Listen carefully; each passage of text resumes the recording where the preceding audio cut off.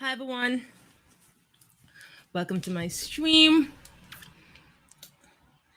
I'm just gonna take this few moments to just share myself out. Okay. Oh, I'm gonna do that.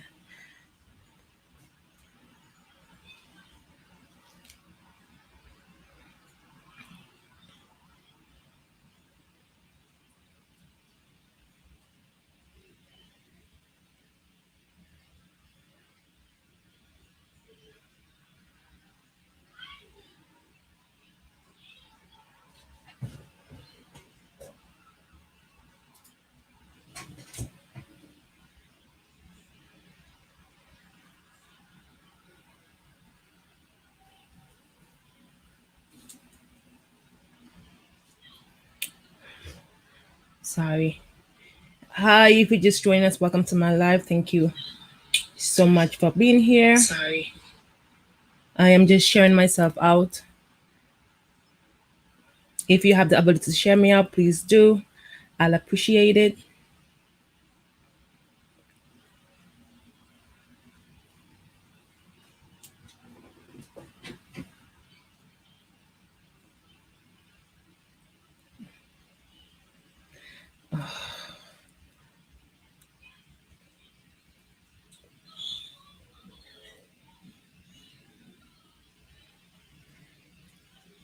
One more sharing, and then I'm done.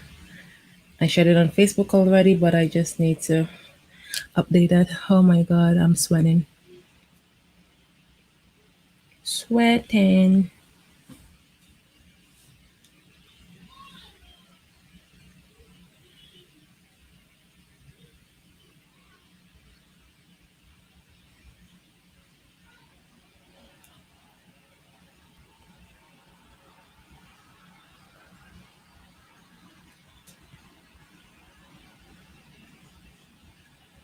Okay.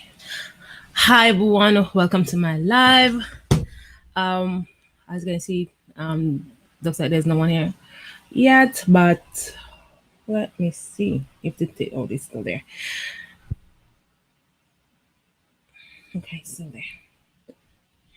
Hi, if you just joined us, welcome to my live. Thank you. Sorry. One more sharing. One more and then I'm done.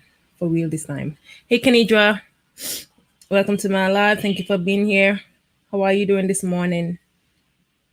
One more sharing, and I mean it.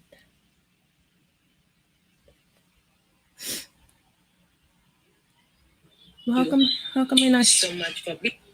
How come it's not showing up here on my live thing? It's not showing that you're here. Chance Daddy say, "Hey, Keen, I'm at work. My family has autism as well among us, so I couldn't make it." Well, okay, Chance Dad. Well, thank you. Hey, Kanidra. Welcome. Thank you for being here. How are you doing? So, I was supposed to go live last night and also make a video, but I wasn't feeling well yesterday, so that didn't happen. I want to do as much of these lives as possible this month so that I can spread some awareness. My whole intention is to have people share their experience, share their victories, share their trials in the autism community, and also to educate people. Can you guys hear me okay?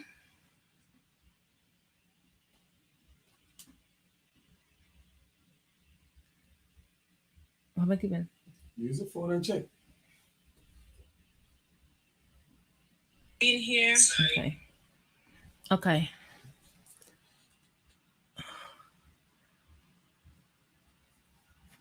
Okay.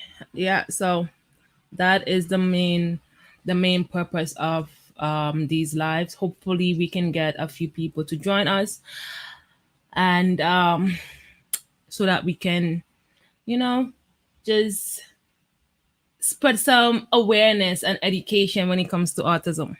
Okay, Kenny, thank you.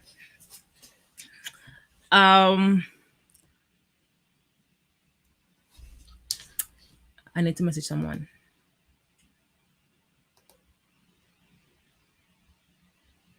Oh, my chest hurts. Oh shit, I was supposed to do my profile. And I forgot.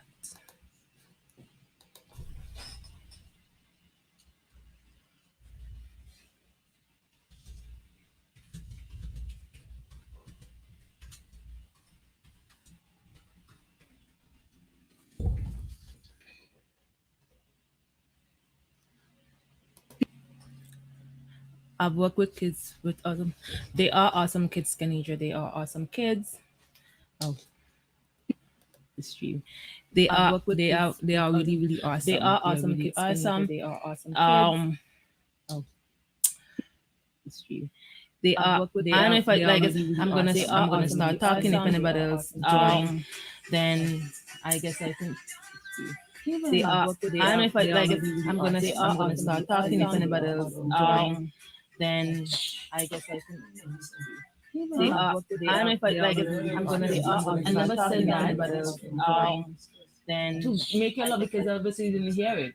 I've worked with I don't know if I they are like it. really, really I'm gonna awesome. I start never talking. said that. I'm gonna talk about To make your love because my obviously you didn't hear it. experience, and then if anybody else join, then you know. I never said So that. I'm gonna talk about two of my sons are autistic, and when I just found out that they were, it was a bit Two of hard for me my to accept. sons are The autistic, first time I heard it, it was literally the third time. When I found out that my son was autistic, it was literally the third two of time I my was hearing it. sons are And the autistic, first time I heard it, it was to literally the hear third time. that it was like When I how found out that my son was autistic, it was literally the third two time. of Sorry my guys, oh my sons god. are The autistic, first time I heard it, think I have my to hear is that there it an was echo? like How do you how know? Yeah. I just realized I had a stream open on Facebook on YouTube. Sorry about that, guys. Yeah. This was like my third time hearing about autism, and it was. I'm sure, like every other parent, it was like hard to hear, and I think on my part, the first time I heard when I found out that Lucian was, it was I felt I felt like I was thrown into an unknown world because here my with this my son has just been diagnosed with this thing, and I don't know what it is. I don't know how we're gonna cope with this. So that was that, and but eventually, like, and in the first couple of weeks of it, I felt lonely. I felt lonely because nobody else around me really knew what autism was, and like people were saying, "Oh, I'm so sorry, I'm so sorry." I didn't want to hear that. I didn't want to hear that, and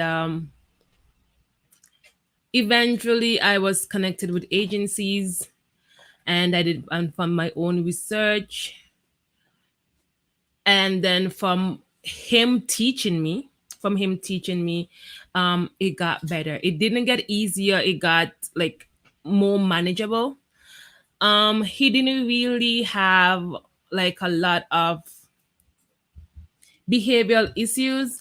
It was just he had the tendencies to throw himself on the floor, or like throw himself into the wall when he did not. And I think whenever he was frustrated, so if he was sad or like really really frustrated, he will just throw himself into the wall and throw himself on the floor. I've never seen. I don't think that he would like bang his head, but he would throw himself into the door and stuff. So that was something that we had to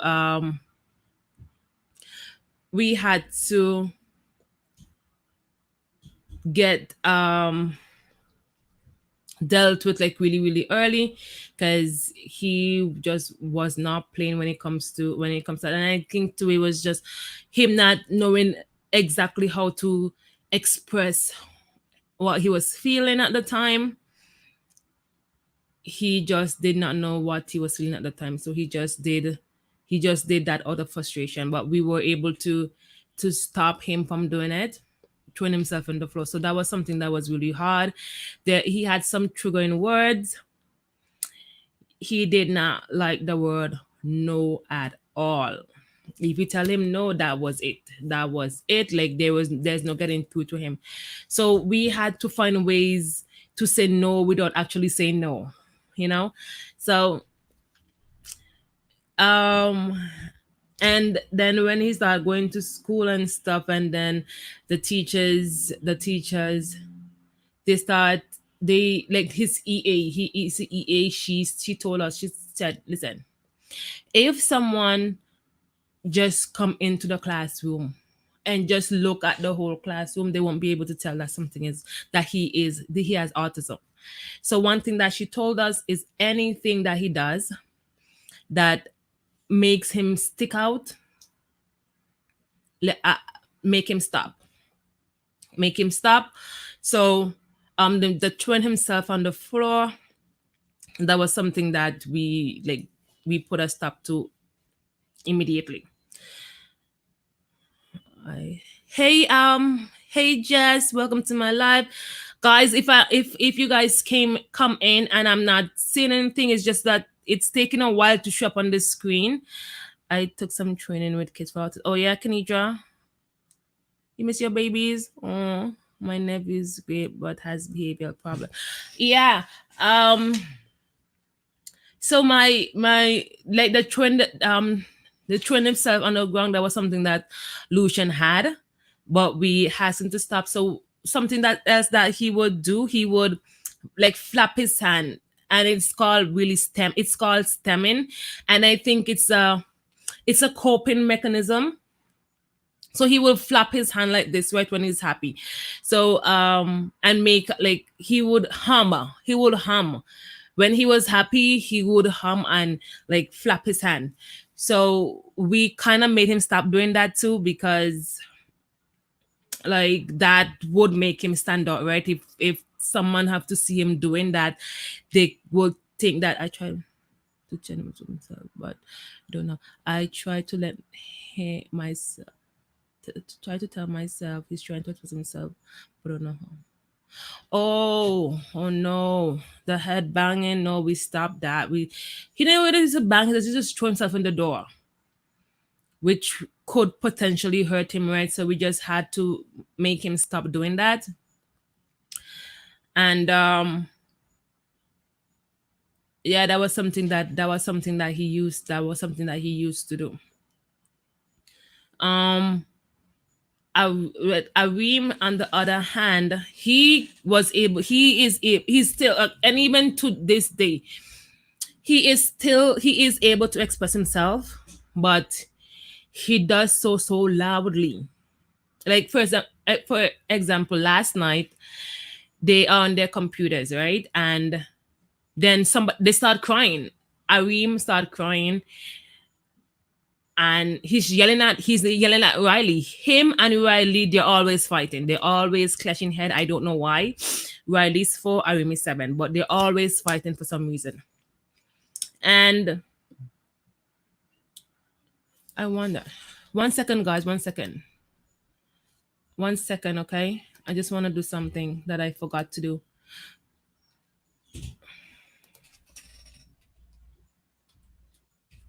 1 second, guys.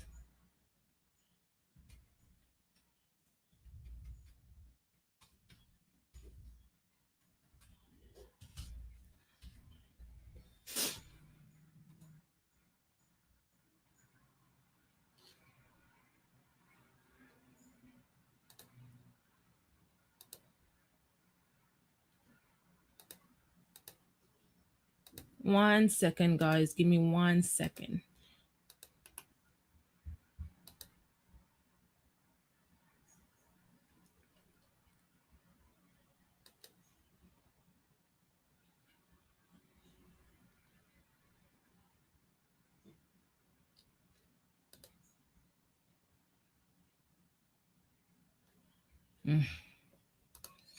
Anyways, Yes. I just my yes, my neighbor. I will feel so many conflict. Oh no. Why? Why are they filing complaints about him? Um. While you answer that, I'm gonna continue talking. So, um, what had happened? Areem said he was trying to help Riley. They have their own computers, and Areem said he was trying to help Riley, but he didn't ask Riley if he wanted help. Riley did not say he wanted help, so Riley hit him, and he was screaming so loud. He was screaming so loud, I'm trying my best to talk in my calmest voice, but I think he felt like I was attacking him. But I'm explaining to him, if Riley don't ask for help, don't touch his stuff, because did each of them do not like people touching their stuff. So Riley don't want him touching, but he thought, okay, Riley needed help and he wanted to help her. And I felt so like after the whole thing, and I went and lied down, and I felt so bad, because I'm like, okay, what if this happens outside? What if we think that he needs to help someone, and without asking, he helps someone who doesn't necessarily needed his help, you know? So I felt so bad. I felt so bad last night, and I have to talk to him about it. I have to talk to him about it sometime today, and try to explain boundaries, because even though he thought that he was doing it with the best of intention, but his help was not needed, and he didn't understand that. So that's something that I'm gonna have to teach him. I'm gonna have to teach him boundaries. If somebody don't ask for your help, like in that instant, if something like that, if you think somebody need help, before you help them, you need to ask, okay, do you want me to help you? He just thought nobody needed help, and he wanted to help everybody. Like, nope, I don't need no help. I don't need no help. I don't want your help. So Riley hit him, and I had to talk to the both of them. I just tell Riley, okay, listen, you can't hit people. You can hit, but I really need to keep your hands to your own stuff. So how has, like, as to my question that I asked in my title, how has autism impacted our family? Um like, we do have our ups and downs, but I'm so thankful that, like, most of the challenges that comes with autism, they don't have like much of them. They and they are verbal, so um it's easy for them to express themselves, even though sometimes, especially for Lucian, he doesn't know how. He doesn't, like, he have to search for the words to express himself, but at least he has that ability. um when it comes to them eating, that's a big concern of mine, because, like, they're really really picky, and stuff that I think that they should be eating, they don't eat. And they are visual creatures. And when I say that, what I mean is, if they can look at something and decide they don't want to try. There's nothing I can do or nothing I can say that can make them try. Lately, they have been more open to when it comes to trying stuff, but still, there's certain things that they won't try. Anything that looks like milk, or it, except for cheese. They will eat cheese, but anything like the yogurt, Arim, why my mouth look so white? Arim would eat,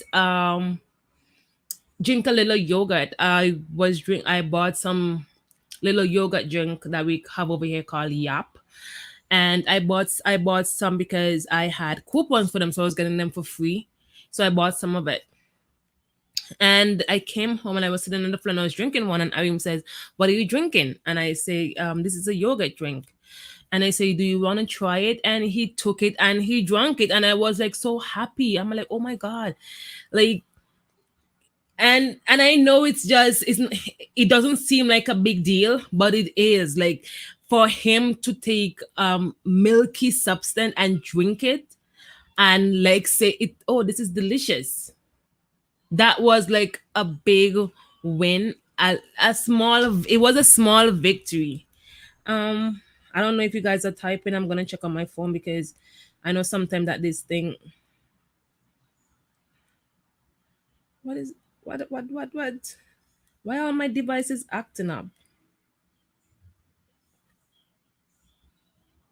See? Sorry guys, I'm so sorry. I just noticed. I realized that you guys won't typing back, so I just checked my. I don't know, for some reason, when you're using the Streamlabs, it doesn't necessarily the chat doesn't update. So I'm so sorry. Um, if there was an autistic boy who would be keen on me, okay, this I don't have it. Oh, hey Allison, welcome to my live. Thank you very much. I'm cooking. Okay, I'm cooking wings. Okay, can you send me a plate? I was very keen on me. How should I let him down gently so I don't hurt his feelings? It's very nice. Um, Allison, like to be honest, I have no idea because when they are obsessed, like they if they like something or someone, I would assume that they like them like a lot, a lot, a lot. And I'm so sorry, Alice.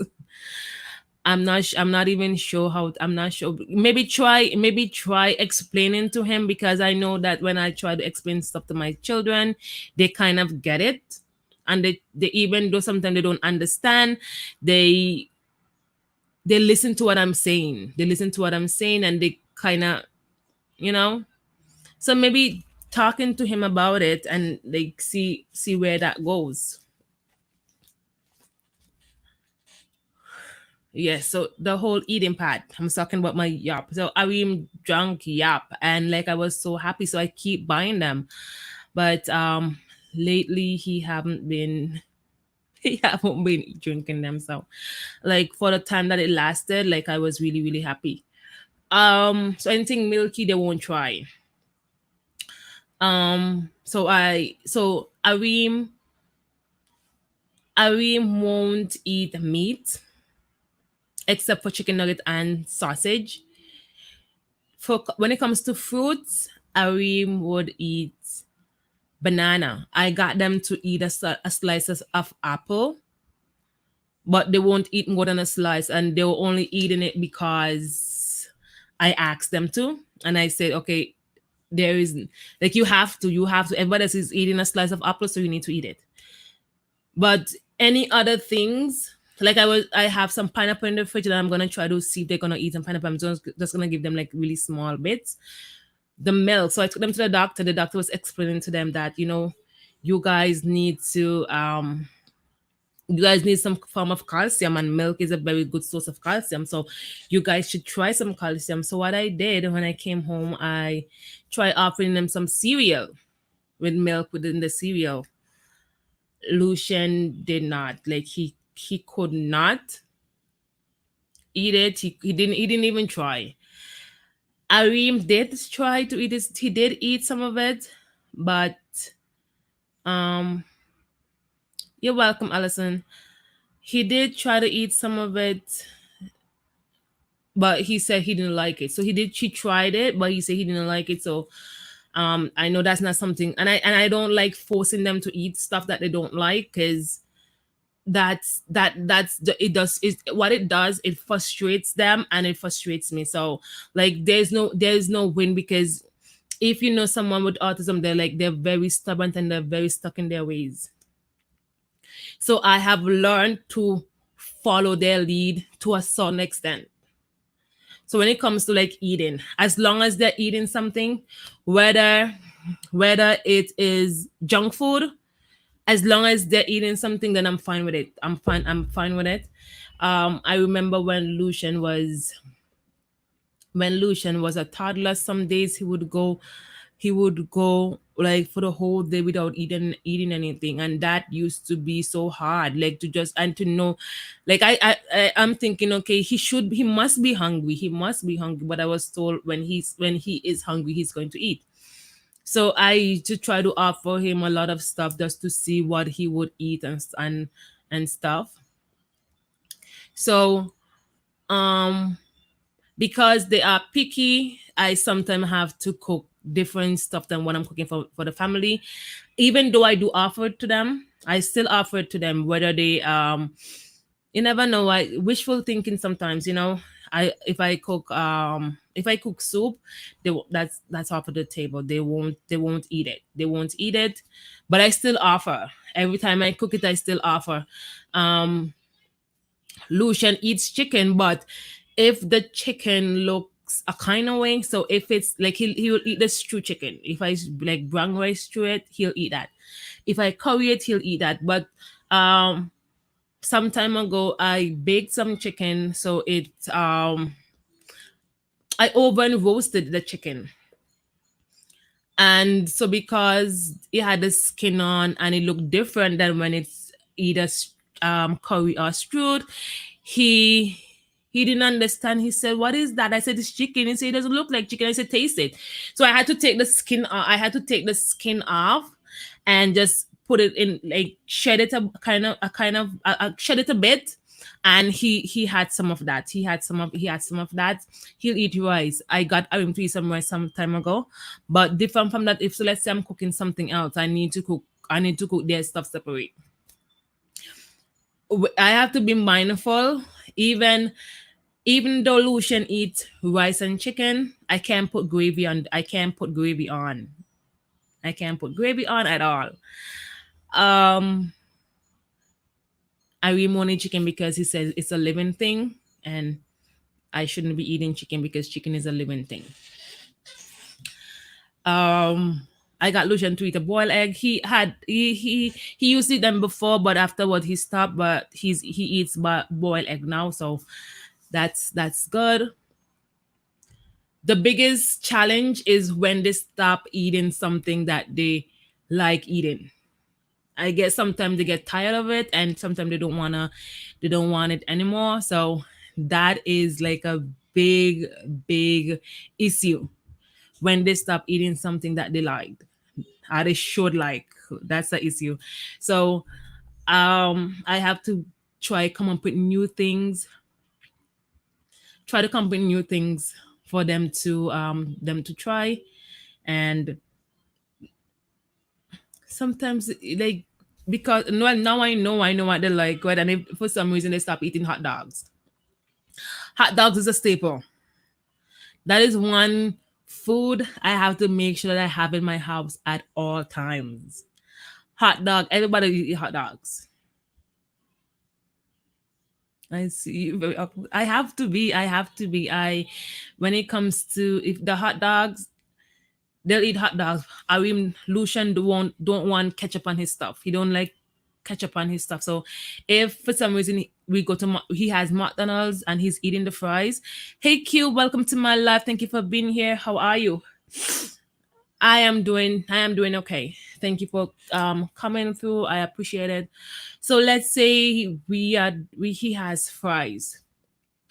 I can put and he's gonna eat some. So usually what they have at McDonald's, they'll have a kids meal with nuggets and fries. So I can put the whatever dipping sauce he has, I can put it all over the stuff. He has to dip them one by one because he doesn't like the look of it. Oh, he looks so beautiful. Oh, thank you. I try. I try. Thank you very much. Um, I can put his dipping sauce all over his thing. Unlike Arim now, Arim would eat ketchup and he'll put it all over his stuff. So that is something that is something that is something that I have to deal with and have to be mindful of.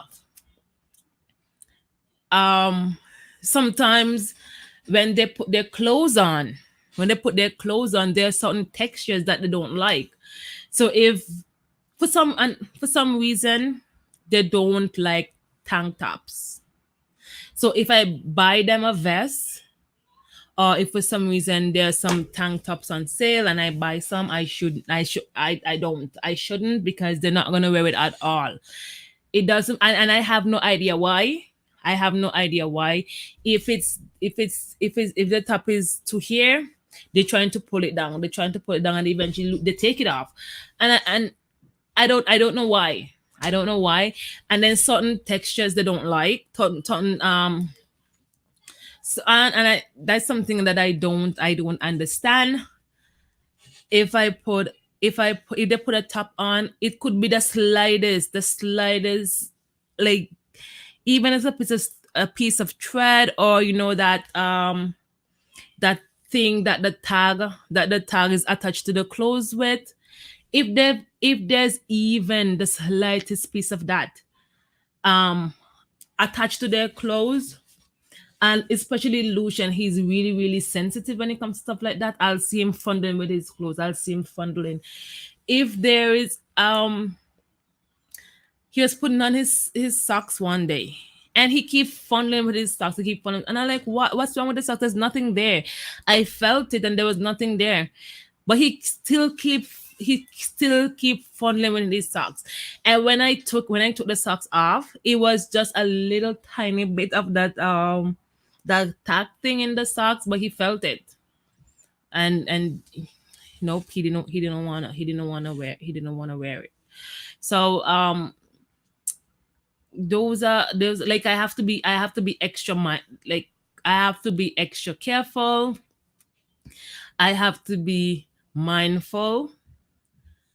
I have to, like, especially in Lucian, if he's upset, I've learned to just leave him alone until he calms himself down.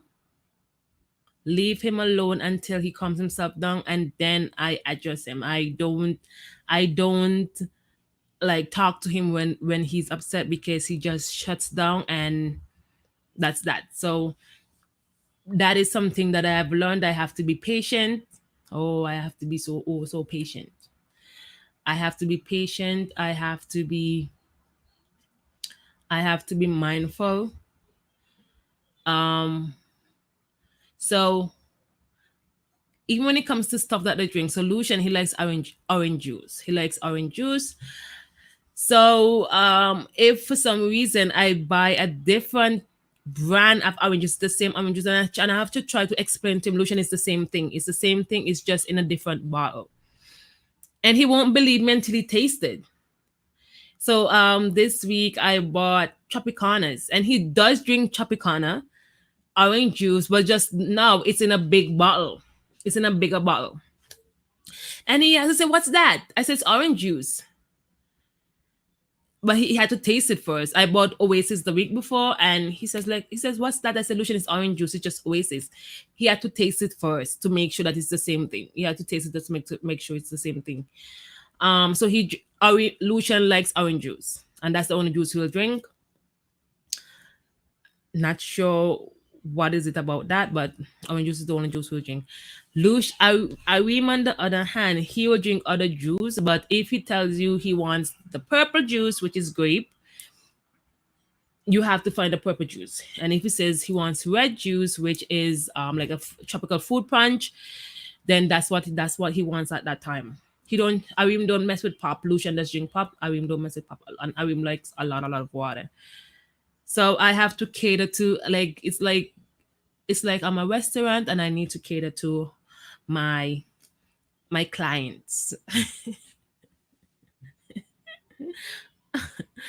Yes, guys, and sometimes it's not the easiest. It's not the easiest thing, especially Okay, thank you, Kenidra. It's not the easiest thing to have, like, to have to, especially when we go outside. I took them to the mall, and we went to the food court, and just to find some stuff for them to eat. So I just said, you know what, I'm gonna buy KFC popcorn chicken, and just to see if they're gonna eat it. And to my great surprise, they did eat it. They did eat it, and they liked it. And So they eat the popcorn chicken from KFC. I went to Popeyes, and I next time I went to Popeyes, I bought Popeyes popcorn chicken. But Popeyes popcorn chicken is big. It's like a big piece of chicken. A big chunk of chicken is bigger than KFC popcorn chicken. So they eat it. To my great surprise, they ate it, and I'm like, what? So it was a Tuesday. I went to pick up my package, and I went to get Toonie Tuesday at KFC. So I said, you know what? Let me just buy them some popcorn chicken. I bought it. I said, nope, that is not the same thing. That is not the same thing as Popeyes, and he did not touch it, even though he did eat it before, because it did not look the same way as Popeyes. Now he don't want to eat it. I'm like, what? So I have to be mindful. They don't like really loud noises.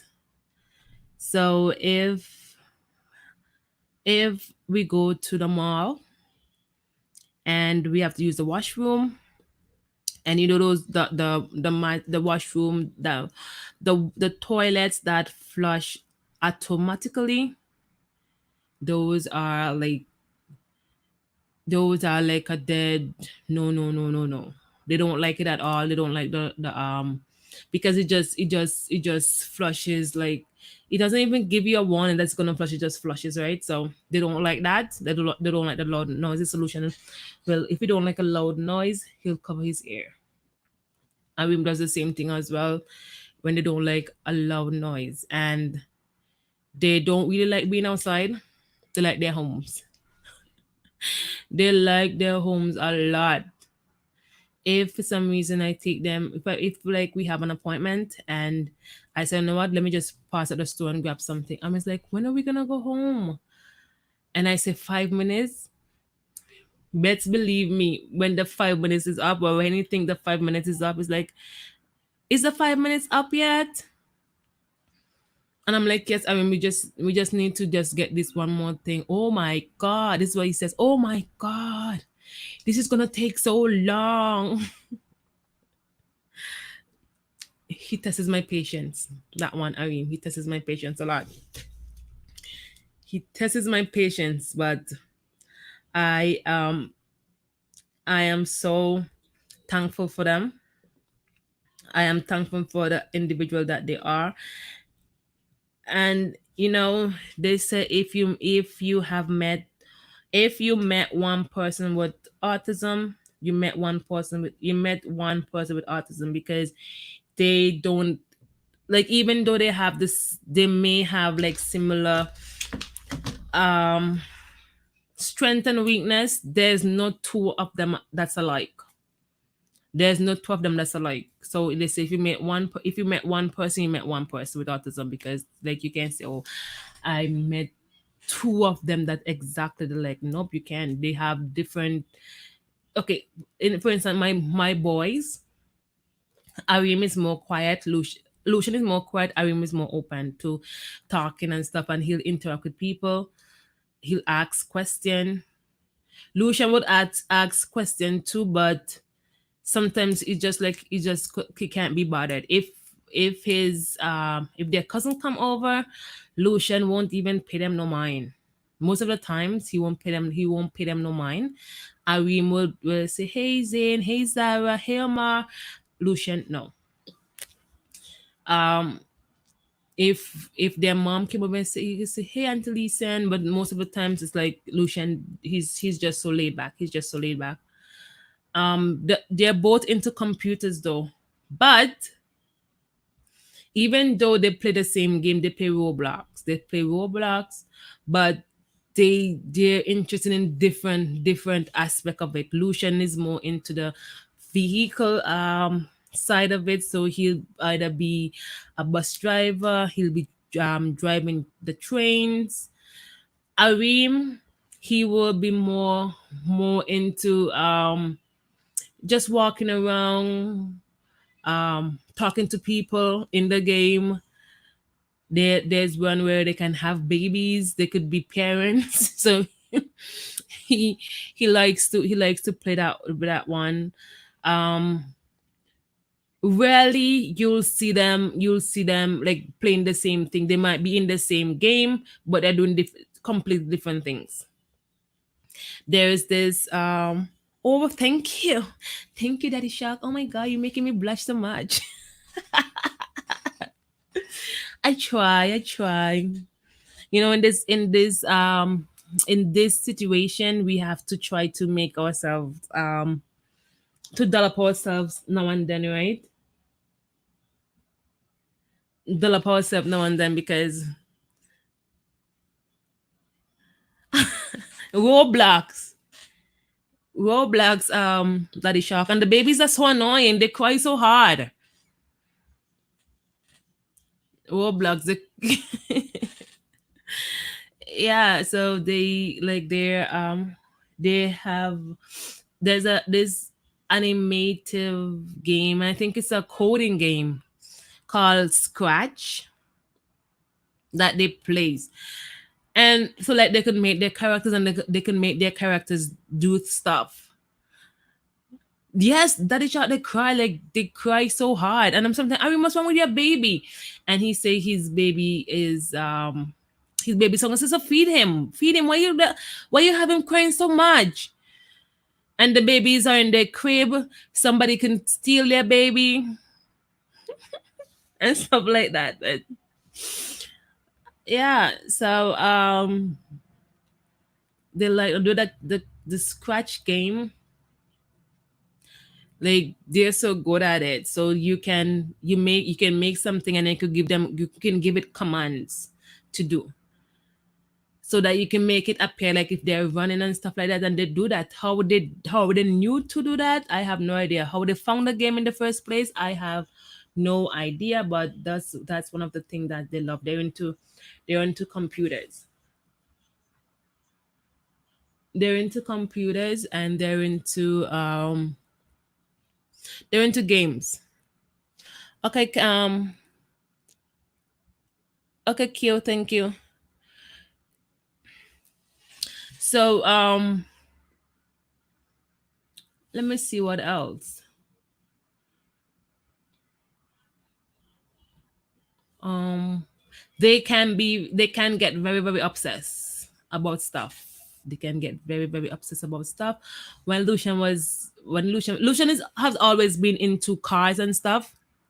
Now that he's getting older, he's getting he gets the specific type of cars that he likes at this moment.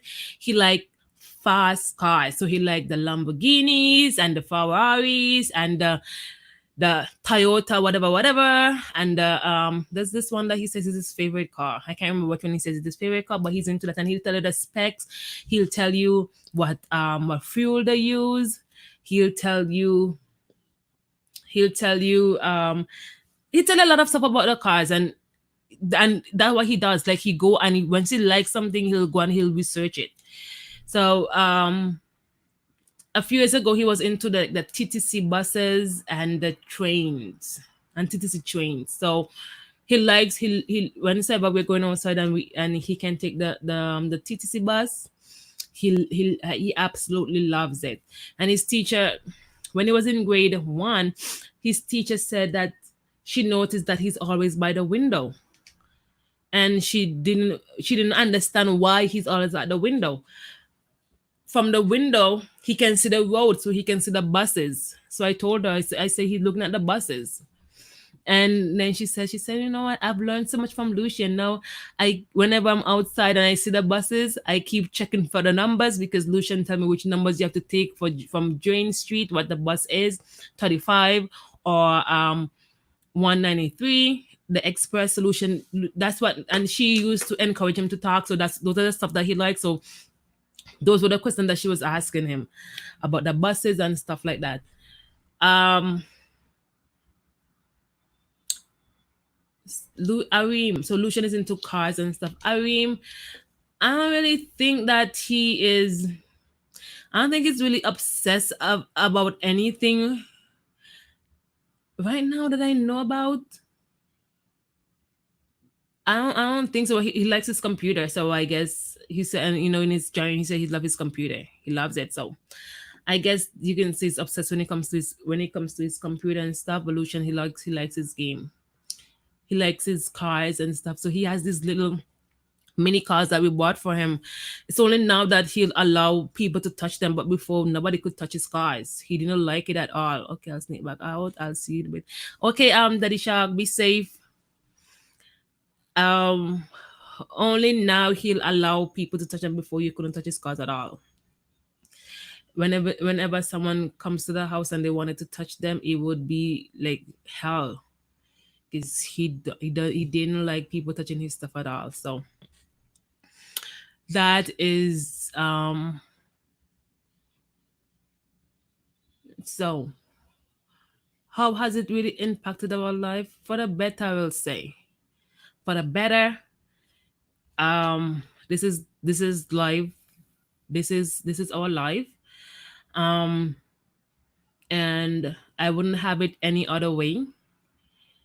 Because as long as I can keep them occupied, as long as they have their computers, which you know we not as long as they like something and with that can keep them occupied, because if not, it's especially Lucian is like he's just bouncing off the walls because there's nothing to keep him occupied, there's nothing to keep him still, so he's just running from one side of the house to the next, just running. So and for some reason that irritates me. So their computers is something, so they each have their own computers, and I wouldn't have it any other way. That's how we cope. That's how we make things um easy for everyone, by everyone having their own stuff, because like you know um I'm hoping to get some other people to come on and share their experiences, but so far I haven't seen anyone. But so I'm just gonna continue talking, and you guys, if you guys know me, you know I like talking about my children. I like talking about my children. I'm gonna share this again. So now, fast forward to almost 8 years since Lucian has been diagnosed, and Jax now. Jax now, he doesn't talk. He doesn't talk, and he doesn't really like, now he's starting to make a little eye contact, but sometimes he doesn't really make eye contact. And I have seen him doing it on his tippy toes. So these are like signs of autism, and I'm gonna do a video about it. Hopefully, I can get it out by either tomorrow or Monday because I'm not doing groceries this week. So hopefully, I can get that video out by either tomorrow or Monday with signs of autism, and they're not necessarily signs because they could just be like stuff that they can just be stuff that a typical child does, but with the combinations, that's something that you need to look at.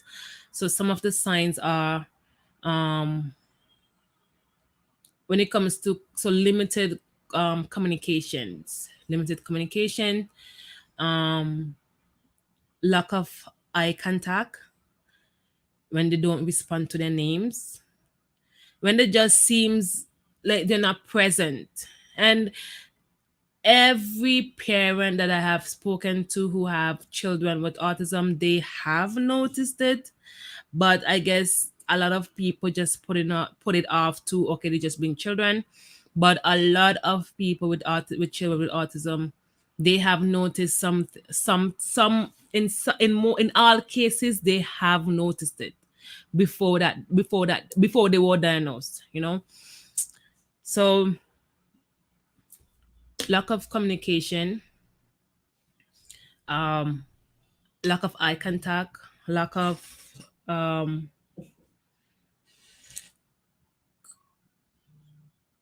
lack of eye contact, lack of walking on the tippy toes. I don't know if there's something about that. Have you asked? I did. I asked her, but she just again she told me, she says it's a bit early, and she said she's gonna send us for speech therapy. She told me basically that I need to she said most times if children, which I don't agree with, she says if children don't see the need to communicate, then they won't communicate. But most typical children, they will communicate whether or not you want them to communicate. You want them to communicate, right? And in communication, like even though a typical child may not be able to say words, right? Like words that we can understand, they still try to communicate with you with their language, right? He doesn't do that. He doesn't do that. Um if he wants something, if like say if he's hungry, he'll take my hand and he'll put it to his mouth. And he just grabbed my hand. So I know exactly what he wants. Right? So that's what she said. But I don't think that is accurate, but it's you know. She says that she says that we need to talk to him more. Like me, I don't talk to my babies with no baby language. From my babies are born, even before they are born, I am talking to them like I'm talking to an adult. I talk to them with my English language because that's how they learn. And in my opinion, that's how they learn. So that's what I've always done. I've done it with Kiara, and I do it to all my children. I talk to them. I talk to them, even though they may not be able to respond. I talk to them either way. And like we are family of 8, so there's no way that he's not seen enough communication going on, because like we are family of 8. So there is a lot of that going on. Um, and he was buttered from months ago, and I talked about Autism. He told me they would have seen. Not necessarily, because Areem did not get diagnosed until he was 4 years old. Areem did not get diagnosed until he was 4 years old. So I noticed stuff, but because he was talking, Areem start talking very, very, very early, right? So I noticed stuff, but it wasn't at 18 months old. It wasn't a concern of mine because he was talking. And so that was the thing that threw me off, because with Lucian, at 18 months, Lucian wasn't talking. So here Arim is at 18 months and he's talking. So that's what really threw me off. But so the other stuff that he was doing the tippy toes, he was doing like limited eye contact sometimes. Um he 1 second, guys, 1 second. 1 second.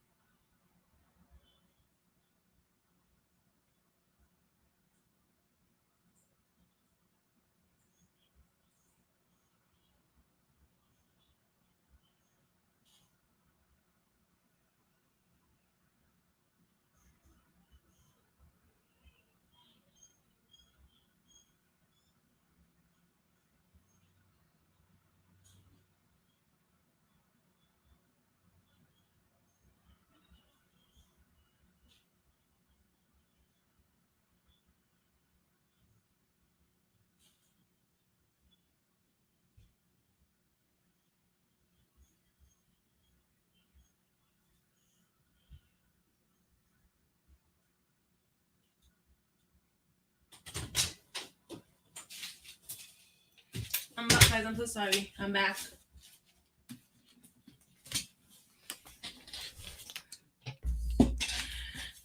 Sorry guys, I'm back. She was acting like she didn't want to talk. He said she was fine. She doesn't have to talk. He told me not to worry because she was only repeating words. If I take into the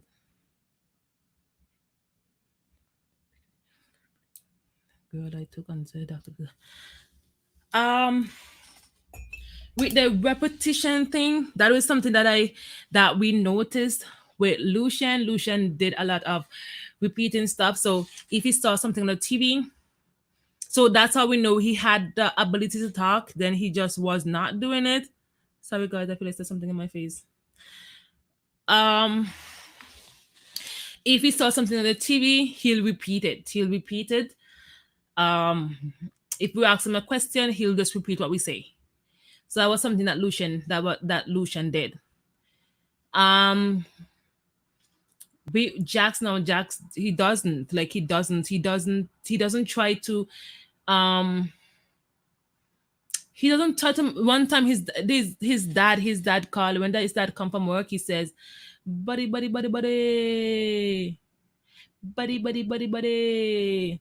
And after a while, he was trying to say that. He was trying to say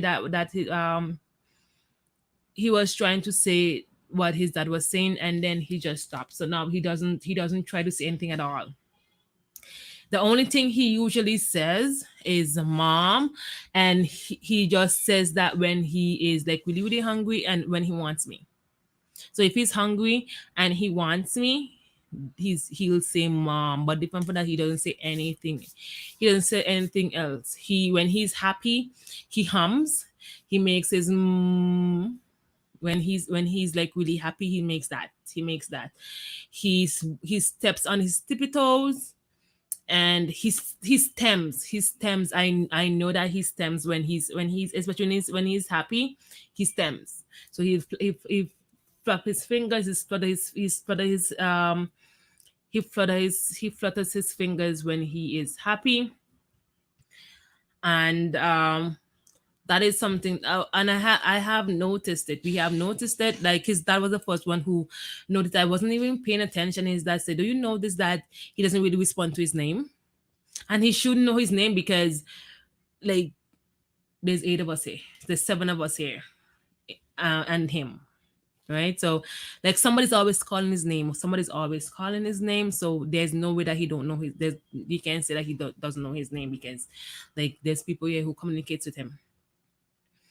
But he doesn't, like, sometimes he doesn't really um looks at you when he called his name. It's like sometimes like you're talking to a brick wall. um he doesn't really say nothing. He doesn't try to talk to you like baby usually does in their own language. He doesn't really try to do that. He'll say his stuff, but he's not trying to talk to someone. And what else? He Yeah, he's gonna be 2. He's gonna be 2 in July 23rd. He's going to be 2, and he doesn't do these things. So that is something that we are, I wouldn't say concerned, but I'm gonna get him evaluated as quick and as early as the doctor would want to send me for one, because I know it took me a while for them. It wasn't until he went to school that he got the help, and thank God that he's high functioning, and that he didn't need a lot of therapy.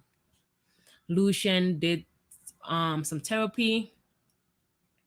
Lucian did therapy. Arim didn't really do anything, because by the time he was diagnosed, he was already in school, and um, now they changed the way the programs are being run now. So he don't really need speech therapy, because he talks okay. So he doesn't really need that. But if he did need it, like it would have been like so hard now because they changed the way the program is run. um my advice to anyone who have a child who maybe displaying signs of autism. So like I say, the signs, I wonder why the wait is so long. The wait for them getting diagnosed. Kenitra,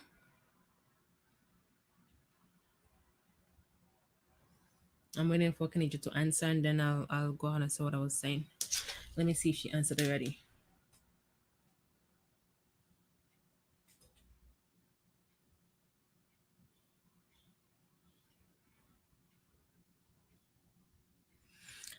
I don't know. I don't know. I guess I guess some people don't really some doctors don't really believe, they don't really believe that something is like not necessarily wrong, but something is going on there. So I know when I asked, let me tell you this one example, right? Areem. Areem, um, ever since he was small, he was a loud breather. He was always stuffy. He was always stuffy. I took him to the doctor on multiple occasions, telling them, he always sounds like this. He always sounds like this, whether he's sick or not. They always giving me nasal spray. Right? I'm like, okay, he's not sick. They listen to his chest. They say, okay, his lungs sound clear. So use this nasal spray. Every time I take him to the doctor and they ask, okay, is he always breathing like this? I say, yes, he's always breathing like that. They check his lungs, and they give me the nasal spray every time. It start getting worse now. The breathing start getting start getting worse. It start getting worse to the point that at nighttime he wakes up out of his sleep like this. Does I can describe. He will just wake up coughing. He's waking up coughing because he can't catch his breath. Right when he's sleeping, he can't catch his breath. He's waking up coughing to the point where he's vomiting. Right. I took him to a doctor, listened to his lungs, nothing is wrong. So when I took him for his autism evaluation, a that doctor did a physical check, give him a physical checkup. And she says, "Oh, he has huge tonsils. They are almost kissing." She says, have nobody ever noticed this before? And I told her, I said, I keep telling them that's but they keep telling me that nothing is wrong. Okay. His tonsils were so huge that they had to be removed. So huge. And I keep and that's the thing. Sometimes doctors, they overlook small stuff because they think, okay, it's nothing. It's nothing. So for Jax, I am gonna push because Lucian was diagnosed by 23 months. By 23 months, Lucian was diagnosed, and he was able to get the help that he need. He was able to go to daycare. Daycare helped him tremendously. He was able to when it was time for him to go to kindergarten, he yep he had to have his tonsils removed by this point. And like, so I'm going to be, that's why they say that, we as parents, we have to be advocates for our children. We have to keep speaking up even when people decide not to listen. We still have to keep pursuing it when we know that something, because parents, we always know when something is not right. We always know when something is not right. Whether sometimes we choose to ignore it, we cannot we always know when something is not right. So I knew. So with Jax now, I'm whensoever this whole thing is over,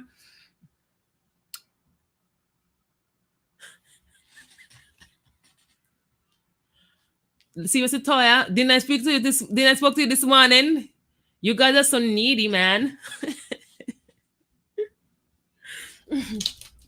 Yeah. So whenever this is over, I am going to make sure that um, I'm gonna whenever this over, I am gonna make sure that I bring up to them again, and make sure that he is evaluated. And he's not, right. Um, hooray! If he's not, and if he is, then that means I can get the help that I want for him. I don't want to wait until it's time for him to go to school, and then I have to go to the school and pick him up to take him to this thing, to take him to programs and stuff. So I want to see as soon as this is over, and then we can go to the doctor's office, because right now everything is closed. You have to go to the doctor's office, doctor over the phone. So he won't be able to get evaluated over the phone. So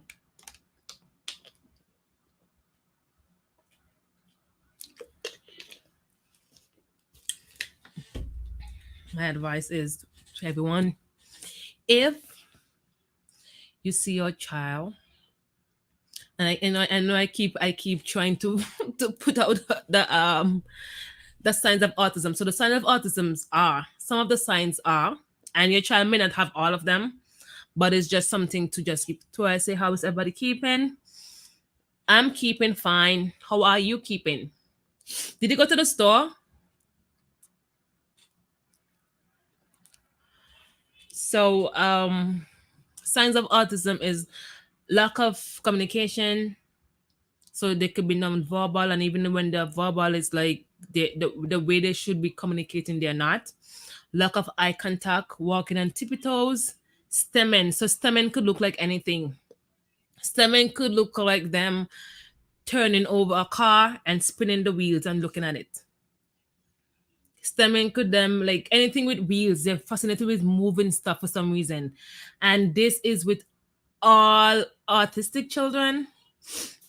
They like, for some reason, they like spinning over stuff and spinning the wheels.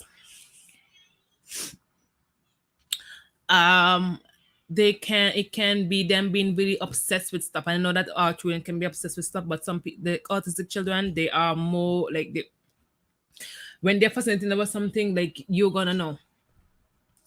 Lining up stuff. So stemming can always be lining up stuff, like lining stuff either from the biggest to the smallest, or just lining them up in rows. And sometimes I know that it might not make sense to you, but it makes perfect sense to them. It makes sense to them the way they're lining up, and there's no, like,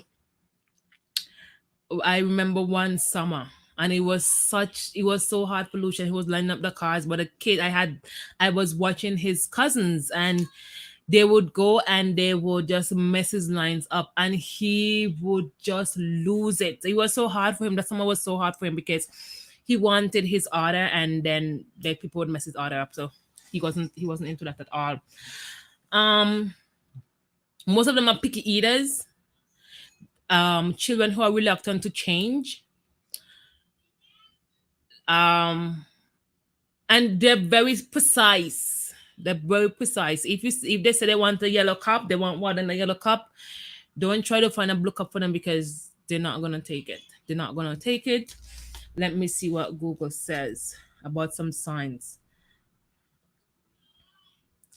They might just start crying for no apparent reason to you, and not babies, like toddlers crying for no reason at all. Well, it appears to be no reason at all, but they are. Kishi, look.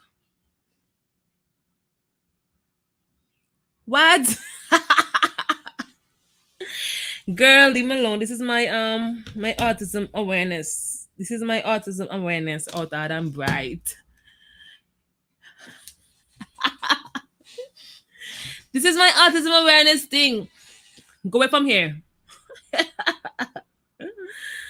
Autism signs, symptoms.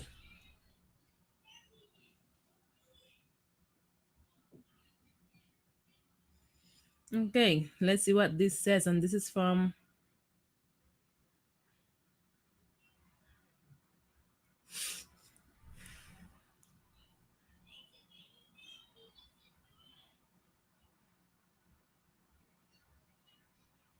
okay, this doesn't really say anything.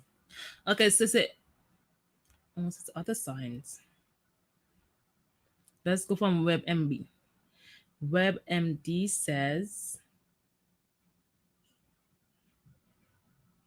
social skills. Social skill is a child with ASD have a hard time interacting with others. Problem with social skills and other common signs. He may want to have a close relationship but don't know how. If your child is on the spectrum, he may show social symptoms by the time he's 8 to 10 months. These may include he cannot respond to his name by his first birthday, whatever. Playing, sharing, and talking to others doesn't interest him. He prefers being alone, and those are my two boys right there. He avoids and rejects physical contact. He avoids eye contact. He is upset and don't like to be when he's upset, he don't like to be comforted. He doesn't understand emotion, his own or others. He may not stretch out his arms to be picked up or guided when walking. It's a communication. Delayed in speech and language skill, flat robotic voice, speaking voice, song, sing song voice. I don't know what that word is. Echophilia. It repeat the same phrase over and over. Problem with pronouncing instead of says you instead of I. Use only use or rarely use common gestures like waving and pointing and not responding to them. Inability inability to stay on topic when talking or answering questions. Doesn't recognize sarcasm or jokes. Repetitive behavior like flapping hand, rocking, jumping and twirling, constantly moving, pacing, or hyper behavior, fixating on sound activity or objects, um, specific routine and ritual, and get upset when routine is changed even slightly. That is so true. Nope, not at all.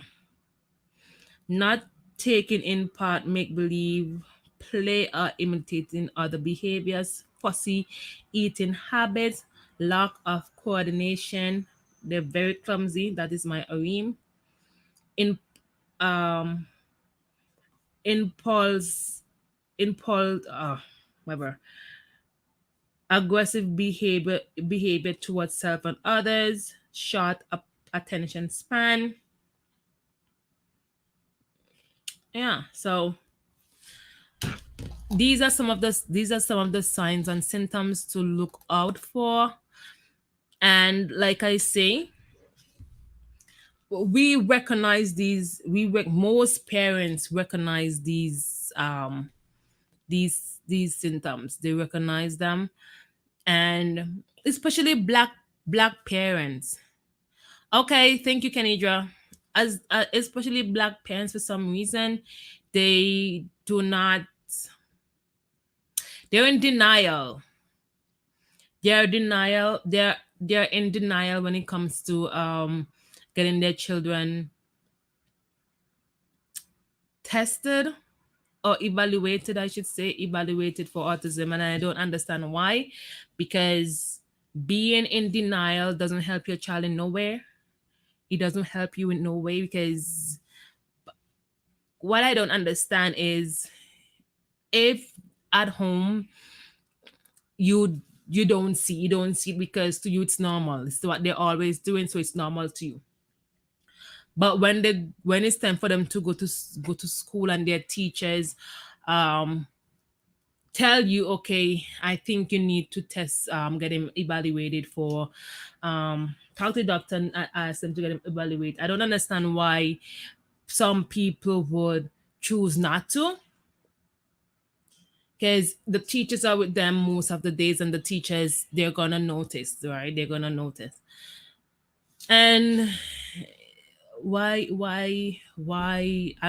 some people don't get them evaluated after, even after their teacher, the child's teacher, like tell them, okay, we've been noticing this behavior, and I think you need to. I don't understand why they don't, but you are not gonna benefit anything from it. Your child is not gonna benefit anything from it. Autism is not a bad disability. I just think sometimes some people are not educated when it comes to it. They're not aware of what it is, and that's understandable, right? It's understandable, especially for someone who have had children before, who had typical children, you know, and having a child diagnosed with autism after having multiple typical children, it can be hard, it can be hard. 1 second, guys. I just want to make sure. I'm just want to make sure that this stream is still up, because it's saying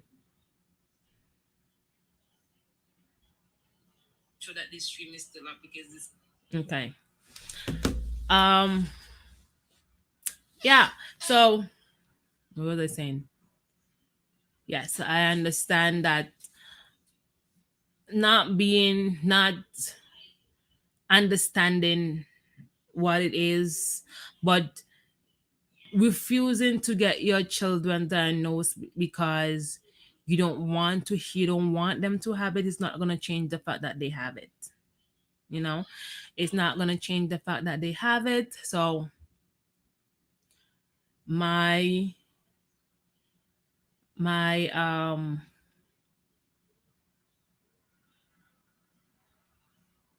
my advice is to, if your child or children, because you can have multiple, because I have two of them. So if your child or children show signs of autism, get it get it get it looked at. Talk to your doctor about it, because I know here in Canada there's lots of resources, there's lots of agencies, there's lots of help. There's lots of help for your children who um who is autistic, because autistic is viewed as a disability. So but with help and with teaching them, because anything, like I said in my video, if you didn't see my video, go watch my video and my story. Anything a typical person can do, somebody with autism can do. It might take, like I said, it might take longer, it might take longer, but anything that a typical person can do, someone with autism can do it, and they may even do it better too, because they're really, really when they're doing something, they're really, really precise. So, and they don't forget. They have like a keen memory. Lucian would remember things from so long ago. I was getting them from the bus, and Irene remembered when he was run over by a bike. We were at the park, and then some kids were riding bikes, and somebody ran him over the bike. But that happened when he was like 2. He's 7, and he still remember. I'm like, I forgot about that, but he still remember that. And Lucian will remember stuff from last year, like word for word. He'll tell me stuff. You remember the time we went to Sky Zone? And so it's just stuff like, they have like a really, really good memory. um if if you get your kids tested and they're positive, just I know it's hard. It's hard to hear that your children have even the slightest disability, you know, disorder. But it is not the end of the world. Grieve if you have to grieve, because like I had that moment where I cried,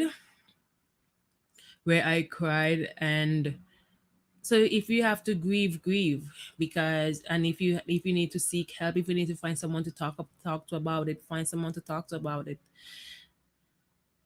If you have to, if you whatever you need to do it. My advice to you: listen to your children. Our, our children with autism, they're stuck in their ways, and there's some things that you won't be able to get them to stop doing. For us is their eating habits. Of course, if they're hurting themselves, that's something to try to get them to stop doing. Tell them every time they do it, every single time they do it, is don't do that. Tell them the reason why they're not supposed to be doing this. Just talk to them. Just talk to them. And even though your children are non-verbal, keep talking to them because they are listening. You know, they may not be able to talk, but you talk to them. Talk to them as if you're talking to someone who can communicate back with you.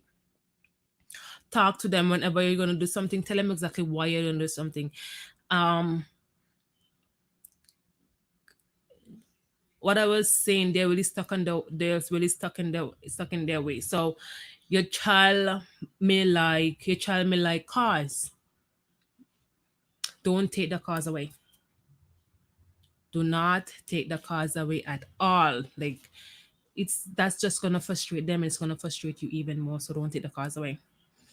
If they like the cars, give them the cars. If they like the tablets, give them the tablets. Whatever they like, just give them, because that's gonna help them be able to cope with that. That's gonna help them to be able to cope, and it's for your sanity. Trust me. And I know some parents who have children like with like um, really a lot of behavioral issues. Just don't give up. Just keep doing what you're doing. Keep doing what you're doing. Um, don't give up.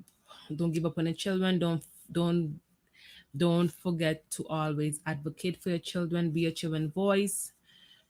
Um, as because at this time they're children, and sometimes they may not be able to express themselves, so we have to be their advocates. We have to be their voice. um what else did I want to say? Reach out to other parents who try to find other parents who may have children with autism too, so that you can, because it's hard to talk to people who have children who don't have children with autism, because they don't really understand. They don't really understand. So try to find, whether it's a group, whether it's on Facebook, whether it's wherever. Try to find. Hello, Rainbow Bubbles. Thank you for being here. I have been doing very, very well. How are you? How are you? I'm just here talking about autism awareness, trying to give some people some advice, sharing my experience. Hopefully I can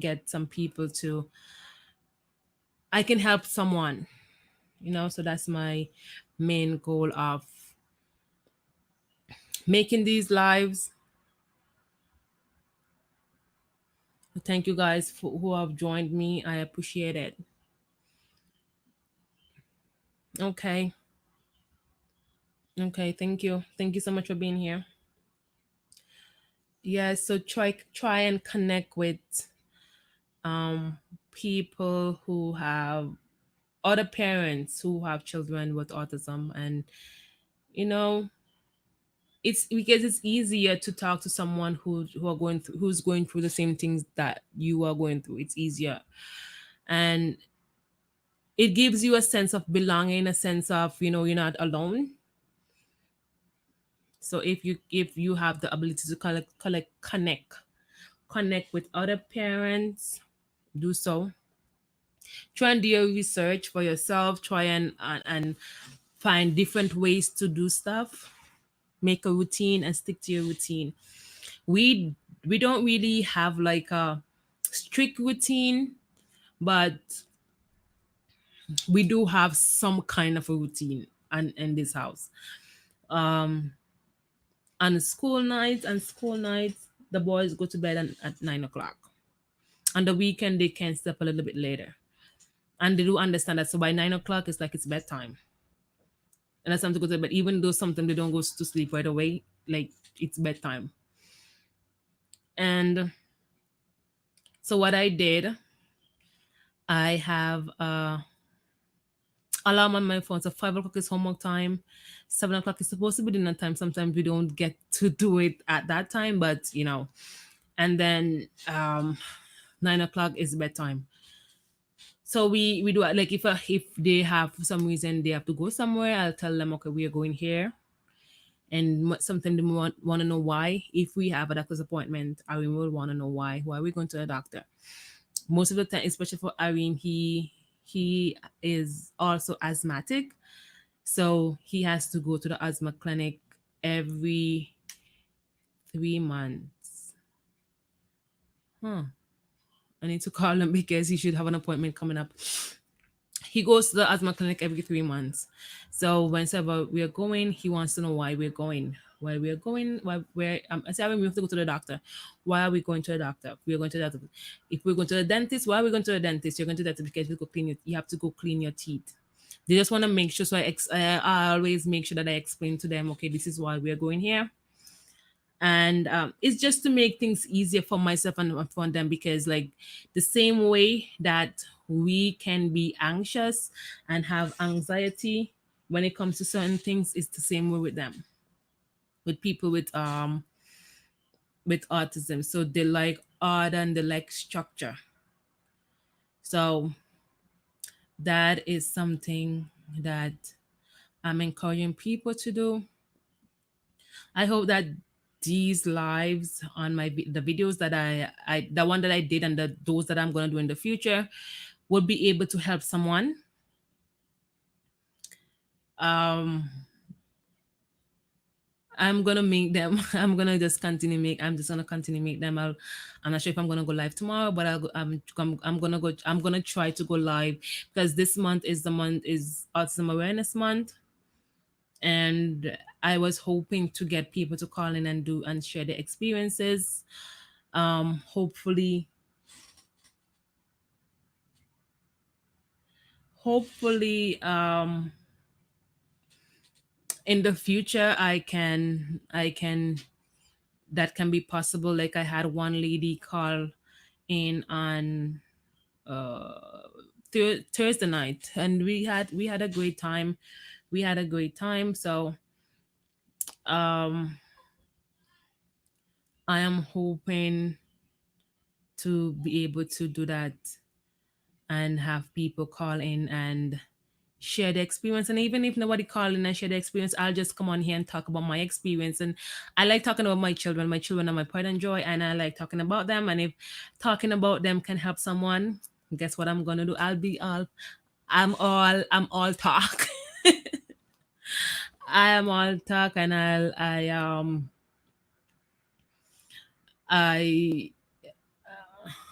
I am willing to do it, to just come on and just talk. So now that I know what autism is, sometimes I wonder, what if I am autistic? I wonder sometimes if I am, because for one thing, when it comes to making eye contact, it is so hard for me to do. Like even now, I'm talking to you guys. I'm supposed to be looking at the camera, and it's so hard. It's so hard to make eye contact. Like I can do it. I can make myself do it. I can make myself have eye contact with someone, but it's for a certain amount of time. It's only for a certain amount of time that I can 1 second, guys. I'm gonna share myself out again.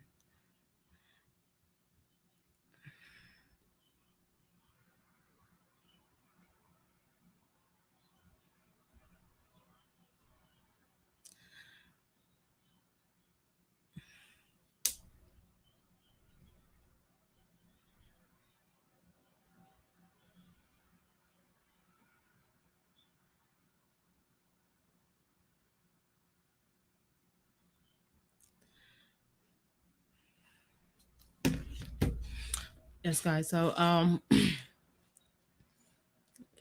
it's that's hard. That's hard. Like sometimes I don't know. And when I look back at myself growing up as a child, like I liked my own company. I liked my own until I started to go to high school, and then but I liked my own company. I liked being by myself, and that kind of came off as I was selfish or I wasn't friendly. But it's just that, I can proudly say that I am an awkward person. So like doing YouTube is something that, even though I wanted to do it for a long time. Doing YouTube, it seemed like it seemed scary for me to do. Just the idea to know that I'm gonna make a video and maybe a lot of people's gonna see it. It was scary for me to do, but I had to like break out of my comfort zone or whatever. Talking, like, just listen to my own voice. That was something that I had to get comfortable with, especially for when I have to like merge a video, or like now that I do premieres and stuff, like you have to listen to yourself talking, right? So that's something I had to be comfortable with, listening to my own voice.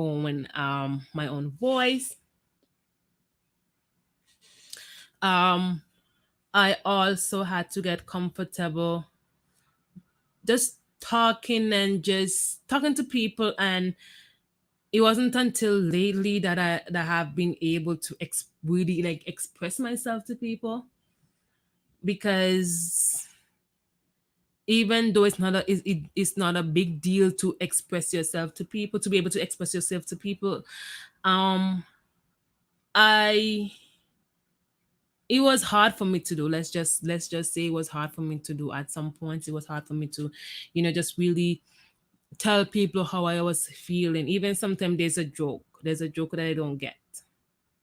You ever get that? Like there's a joke like that should be so, it should be so so obvious, but sometimes I don't get it at all. I don't get it.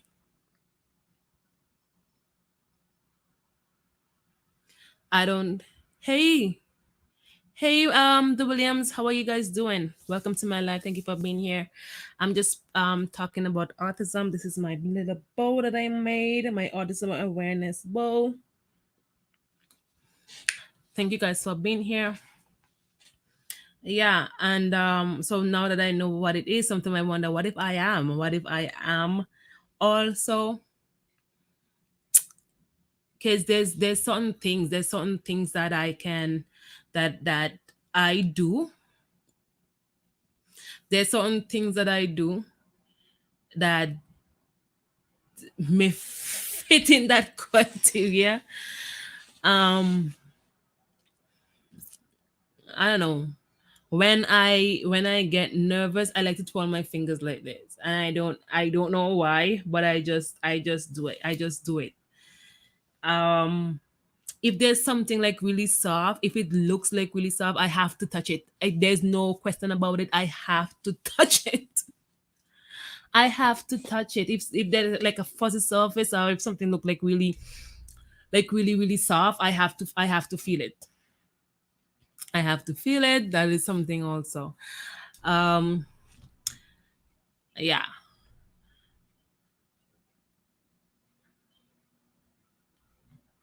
that is something that I have been, thinking about what if I am too, because something that I read, like most children, most parents of autism children also has traits of autism.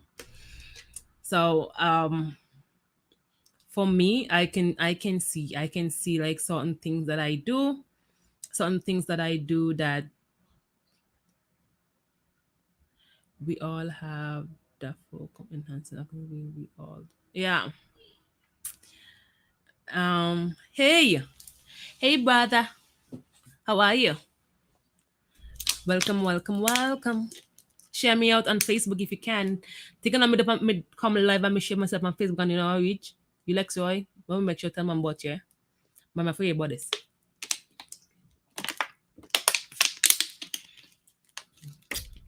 Yes, guys. So for those of you who just came, welcome to my live. Thank you guys for being here. Um, if it's your first time being here, my name is Kinesha, and this month is autism. The month of April is Autism Awareness Month. So I have two sons that are autistic, and I'm doing these lives. And I have a couple. I made a video that I posted on Thursday. I shared you out. Thank you, thank you, thank you very much. Um, so I'm doing these lives and these videos. Hopefully, I'm I hopefully I'll be able to help someone.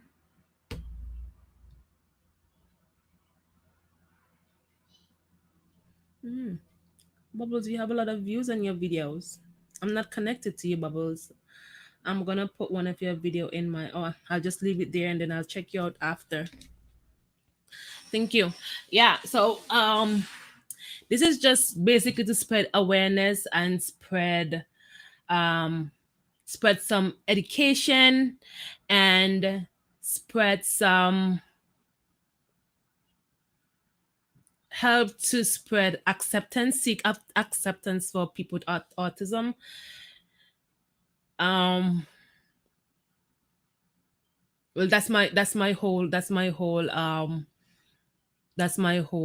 mission here for this month of April, and I'm gonna do it beyond. I think I'm gonna do it beyond because at the end of the day, you are with my main channel. Okay, okay. Um, thank you guys so much. I appreciate it. This is a secret of my love it, but it's hard for me to think about. Okay, I'm not even gonna comment on that what you just wrote there. I'm just gonna leave that at that what that is. Oh, the other.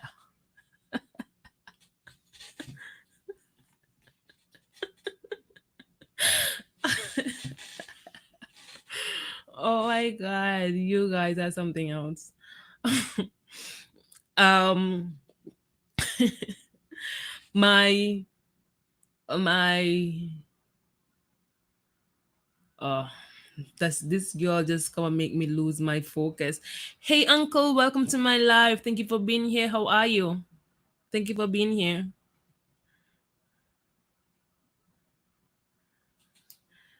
Thank you so much for being here. Um my hope is that we have a world where I'm doing okay, uncle. I'm doing okay. I'm doing okay. Yesterday I wasn't feeling well, but I feel much better today. Um, my hope is that my sons will be able to grow up in a world where they're accepted. They won't be treated differently because of their shortcomings. Um,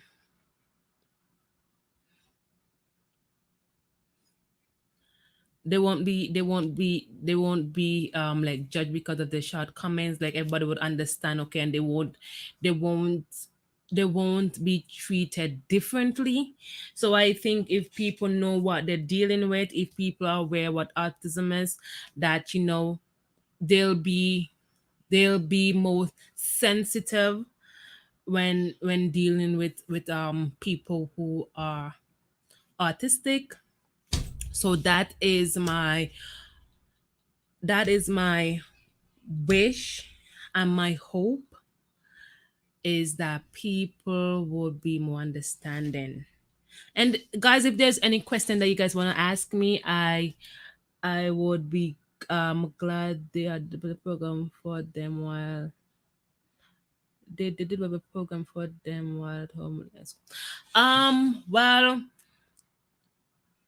they are basically in regular classes. They do have an IEP, the individual education plans, because they do follow the curriculum, but they're doing like a little less. So they may expect to instead of doing the 100%, they may do 70, just that they don't get overwhelmed. So as from tomorrow, the teachers are going to be sending stuff for them to do online. But I do keep them busy. I do try to keep them busy. We didn't really do school this week because this week I just had a off week. So we did school on Monday, like school that I did the whole of last week. We did that on Monday. Tuesday I just had an off day. And then for the rest of the week they did stuff online because I was kind of reluctant to having them being on the computer all day. But for my sanity, like it looks like that's what's gonna happen, because even like I enjoy doing what I was doing last week, but oh my god, it's hard work, and teachers have to be commended because it's hard. It's hard to try to keep up, and it's not hard in the aspect of dealing with the children. It's hard, have to be thinking all the time. It's like your brain going overdrive to try to come up with stuff for them to do.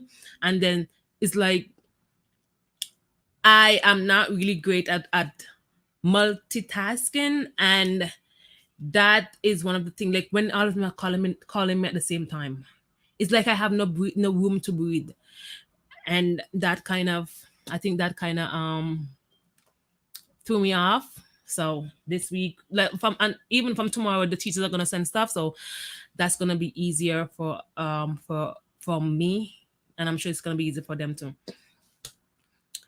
Because last week wasn't easy at all. It wasn't easy. It was fun though. It was fun to teach them stuff, but God knows.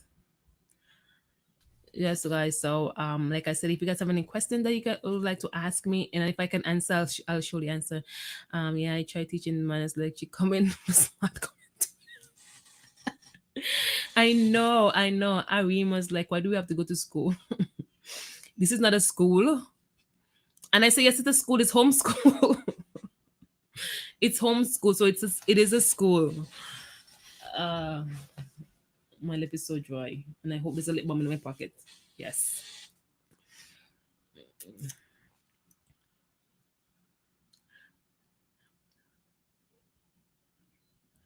And like I said before, if for some reason you think that your child or children are autistic, talk to your doctor about it. Talk to your doctor about it. Have them evaluated. It's not the worst. It's not the like. I'm thankful that my children have autism and they only have autism. There's so many children out there with there's so much worse of disability that a child can have. So autism is like it's like nothing.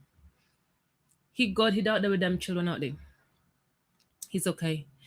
Autism is just that they like in mine's cases in with Arim and Lucian at school. The problem that they have at school is that they don't socialize. That's the thing, and they're supposed to socialize. They're supposed to want to be socialize. They're supposed to want to socialize with other children because of the age that they are, and they're not. Arim told me that I said I try to talk to them because I like hearing them talking, especially Lucian because he's like really quiet. So I say, Arim, what we're talking about something, and his friends came up and said, "What are your friends at school?" And he said, "I don't have friends." I said, "What do you mean you don't have friends?" He said, "I don't have friends." So what do you mean? He said, "I don't." I said, "Why?" He said, "I don't need them." So to them, like having friends is not a necessity, and that's something that's something that the school is trying to get them to want to have friends, want to play with other like interact with other children and stuff. So they that is something. I'm gonna drop my link. So if there's anyone who wanna join me, just press the link and come up here. I would appreciate it if you guys, and if you guys stay, you never know, I might stay on all day. So that's my link. If there's anyone who wanna join, just click the link and come on up. Let's talk. Yeah. So but Arim do socialize more than Lucian does. One thing is for sure, Arim do socialize more than Lucian does. Now Lucian, it's amazing to see because his dad told him, he said, "Listen, you are big brother, so it's amazing how they're all different personalities. My daughter was hard to diagnose because she's super smart, but she can't cope with other kids and will fight all the time." Which one of your daughters are? And that's the thing. That's the same thing with Arim too. That's the same thing with Arim. That's why Arim was not diagnosed until he was 4 years old, because even when I talked to my doctor about it, she said that he doesn't. Oh, Ariana, okay. When I spoke to my doctor about Arim, because he was talking and he started talking early, I guess because he wasn't nonverbal or anything, he didn't seem like he had it. So that's why he was only diagnosed at 4 when he went to school. Arim is like, guys, I am going to take a video of Arim typing. I'm gonna make a video of him typing.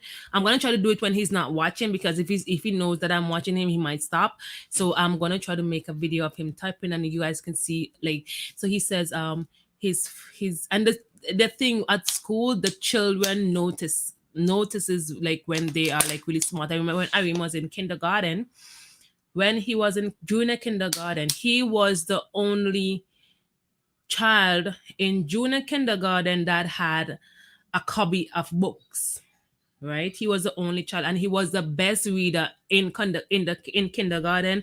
So that's junior as well as senior kindergarten. He was the best reader. So one of the time they are using gymnastics, so she only do have oh yeah, okay. I didn't know. I didn't know that. I didn't know that. Um, Arim. So one day he didn't go to school. So he didn't go to school because he was sick. So when I went to parent teacher meeting, the teachers and the teachers are so fascinated. His kindergarten teacher told me, she says she think that he's gifted. It's just that his yeah, yeah. She said that he thinks he's gifted, and she said the only reason that hey Disney addict. Oh really? You have autism? Do you Disney addict, would you wanna come join my stream? I'm gonna put my link in my chat, in the chat, and if you want to, you can join. And if you want to though, I'm gonna put my link in this stream. If there's anyone who wanna join and just share the experiences, because this is what this live was about, having people to join and share, so that we can all share our experiences. That would be amazing. And this is my my autism awareness board that I made. I bought earrings as well, but I didn't get them yet. When I get them, I will be showing you guys. So I found someone on Facebook who was making who makes the earrings and bracelets, so I bought them. Yeah, I'm talking about Irene. So he didn't, like, the teachers, she said that she think Irene is gifted. It's just that um he won't they won't recognize him because he have some behavioral issues, right? So that was that. So she said this, she was asking them words. She was asking them to spell words, and one of the students says, if Arim were here, he would have known, because Arim is really smart. And he is, like, he is so smart. So that was same illusion. He is an artist. Like, he draws like really, really well, and like he is so detailed when it comes to his drawings. Um so the children in this class says Lucian is an artist. And the children do, hey Pachis, welcome, welcome, welcome. The children do notice that they are really, like, they stand out when it comes to their intelligence. The school had a STEM program at their school. So STEM has to do with English, technology, English and mathematics. And they had a program at their school. So because my daughter is in that program at her high school, so it's it's science, technology, English, arts, and maths. She's in that program at school. So I wanted to take the boys. So he had to do with coding and stuff. And the teacher had a program that the boys use at home. So it was it's a coding program called Scratch, right?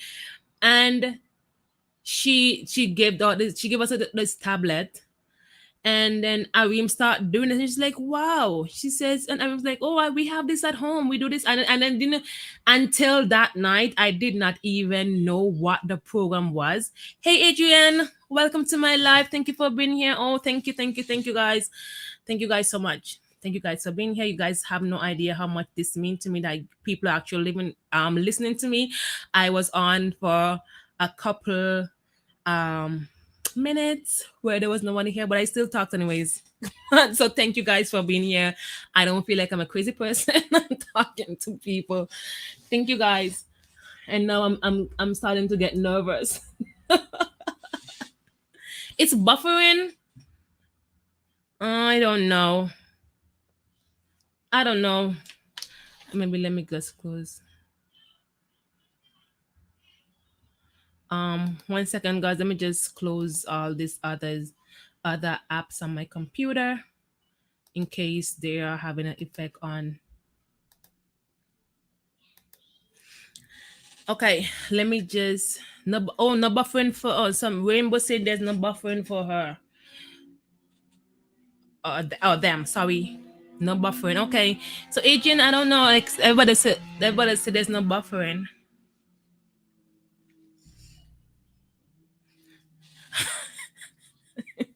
It's okay, Nisha. It's okay. Oh, mine's is fine. Okay. Thank you guys for joining. I really appreciate it. So where was I? Oh yeah, so this program, I wasn't aware. I know that I've seen them doing this stuff at home, and I just thought it was some random stuff, but it's actually not. It's actually a coding program. How these children knew, I have no idea. And so when they were doing the school and teacher was trying to explain, so Arim took the tablet, and he was doing it before the teacher could explain it. And the teacher's like, "Oh, you know what you're doing." He said, "Yeah, I have this program at home. I do this at home." And the teacher's like, "Huh, if I knew, I would have asked you." I was dreaming about the live and woke up. Thank you. Thank you. Thank you. Yeah, so autism children, like, they're really, really, really, really. Hey Iffy, welcome to my live. Thank you for being here. People with autism, they're amazing. They are amazing. And I don't know if you guys saw watch my video. So I did a video a couple days ago, but I'm gonna read to you what my daughter sent for me. So I asked my daughter is 15, and I asked her to write, "Hey Baxton, welcome to my life. Thank you guys so much for being here. Thank you guys so much." So my daughter is 15, and she I asked her to write something, her perspective when it comes to autism, right? And this is what she wrote. She says autism is a social disability that can cause a person to be extra sensitive to loud noises, flashing lights, and not be able to deal with changes. The list can go on. I have 8 younger siblings. The first time I read with an 8 younger sibling, she mentioned her siblings on her dad's side. So in the video, I did kind of change that to 5, but the 8. When I asked her, I said you put 8, and she remind me she's also talking about her dad's the sibling on her dad's side. So she says I have 8 younger siblings, 2 of which is has autism. The two couldn't be different in personality. Lucian, while is quiet and to himself, Arim is loud and outgoing.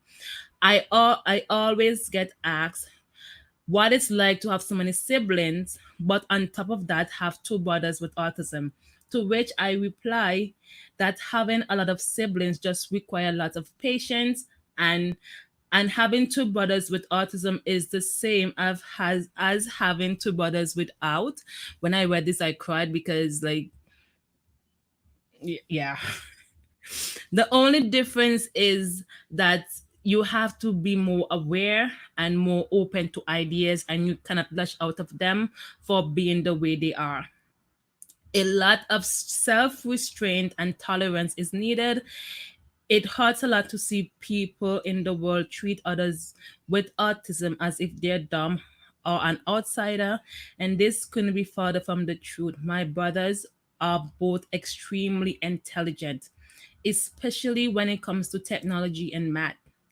They know things, they know more things than I do, and I couldn't be more proud to watch. I couldn't be, and I can't be anything but proud to watch them prove society wrong. To anyone that still have stigma about autism, they are not disabled, just differently abled, and shouldn't be labeled as anything besides some of the greatest people that walk the earth. And like this made me cry. It made like if you watch my video, at the end of my video, I just lost it. I had to end my I had to end it. I had to end it. I'm gonna share it on Facebook.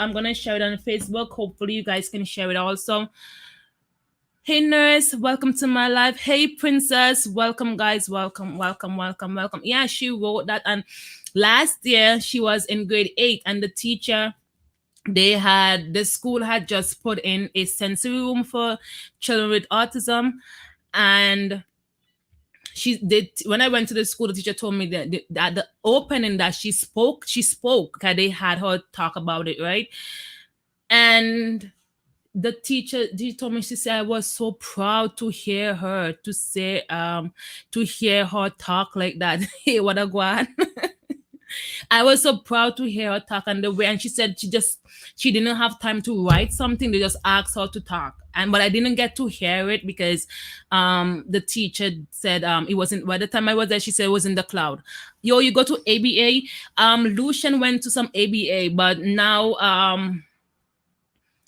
he doesn't like the way they offer it here. Where are you located, Disney? Where are you located? Here in Canada, the ABA, they only have, because there's so much, unless you can pay for it out of your pocket, the government funded one, they only get it like around every couple. They're on a waiting list, and the waiting list is so long. So when their name comes around, they have like, I think 12 weeks. So 2 days a week they go to the therapy.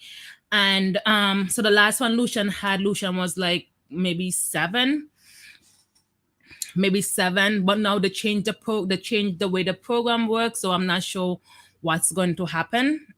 But you know, it's left to be seen what is going to happen with the what's going to happen with the program. So when it gets better outside, because I received a letter for Arim to have with the funding, because before with the way the funding work, um they would give the money to an agency and the agency would deal with everything. But now they're giving the money. Oh, you're in California, okay. Yeah, that's what the Lucian went to a couple of those. So the agency would the same agency that offered the services would be sent the money, and when their time came around, then they did everything. But now they are sending the money to the families, and then the money is less. So it's like before, my son does 3 times a week physical therapy. Okay. um what are they saying? Yes. So and then they cut the funding. So before it used to be more, but now they cut it so that each child under 6 years old, they get, I think, 10,000 or 20,000, and then children over 6 year old only get 5,000. I'm not sure if it's 5,000 a year or 5,000. I don't know how it works, but I have to call and ask some information. Luckily, that the boys are progressing at school when it comes to like socialization and stuff like that, and even though they're trying their best to get them to social. Solution goes to this program called PASS. It's an acronym, and I don't remember what the acronym stands for, but all in all, it's a program where they learn to socialize. They have to talk about their feelings. They have to talk. So it's like a I have intro that comment. Okay. Erna cry and freak the hell out when she is late for anything.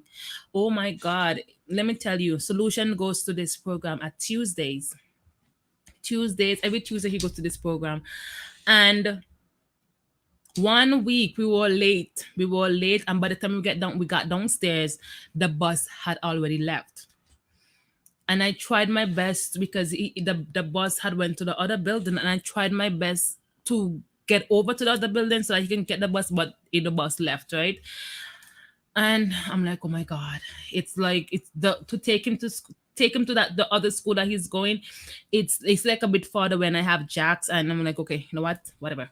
So I told him, Solution, listen, you're not going to pass today. You're gonna have to go to school, right? And I thought he understood. He said, and I told him, listen, the bus left. You are going to go to regular school today. So he had already gotten to the routine that every Tuesday he goes to pass. So he don't go to St. Bernard's on Tuesdays. He goes to this other school that he goes to every Tuesday. Then so we went downstairs, we got the bus, and then the bus driver called me and she says, your son didn't want to come out of the bus. He said he's not supposed to be here today.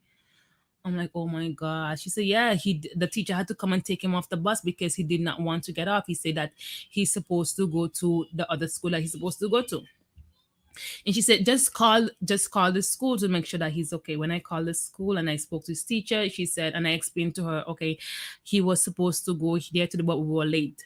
My laptop when I'm here. Okay, Nisha, thank you. And I said, okay, so he didn't even though I explained to him, okay, we were late for the bus, so we have to go to St. Mark. He didn't get it. So that was like really hard when it comes to like any little change. Let me see the littlest thing. Even the juice boxes that they usually drink is Allen's juice boxes. So I had coupons for Oasis.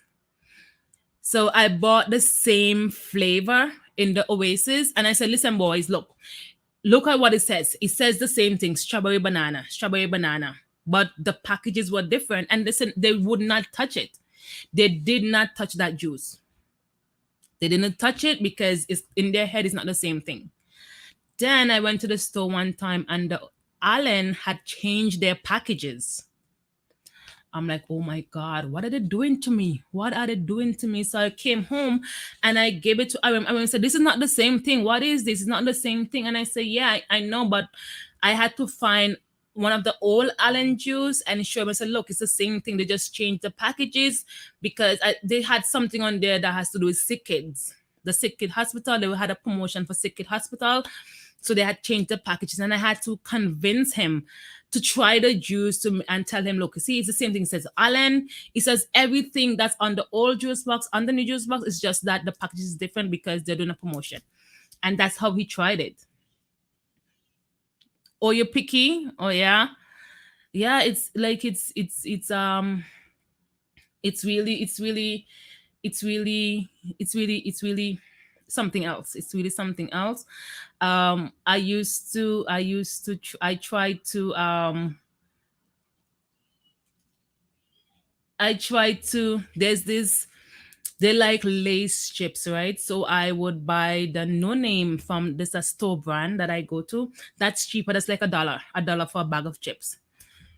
And it looks exactly the same as Lay's. It tastes exactly the same way because you know that these things are just the same stuff but in different packages, right? But they won't eat it because to them it's not the same. And if it's not, if they think it's not the same, there is no convincing them that it's the same. They just won't try it. And the hot dogs, oh my god, guys, you guys don't even know. Hot dogs, they eat hot dogs, they eat the chicken hot dogs. And I buy the chicken hot dogs and I give it to them. But for some reason, Superstore has a like a club size, and it does taste a little bit off. Like even I can tell that it is a little bit, but it's the same thing. But they won't even try because they say it looks different. The only difference, but when you look at it to me, there's no difference. But they saw a difference, so they won't even try. So I try, even though it's cheaper to get that one, I don't mess with it because they won't eat it. And I'm gonna put my link again in the chat. If there's anyone who would like to, hey Jamie, if there's anyone who would like to join me, the link is in the chat. You guys can join me. Hey Mose, how are you? Thank you for being here, guys. I don't know, like whenever I go live, I get so nervous, guys. Like it's not even funny. I get so nervous. Look, guys, I'm sweating. Look, I'm sweating. Thank you guys for coming through. I really, really appreciate it. So, for those of you just came in, we are talking about autism awareness. If there's anyone at all, this year has been really good for coping and challenge. Okay, I'm good. Monitor quiz. I hear you, most. I hear. Okay,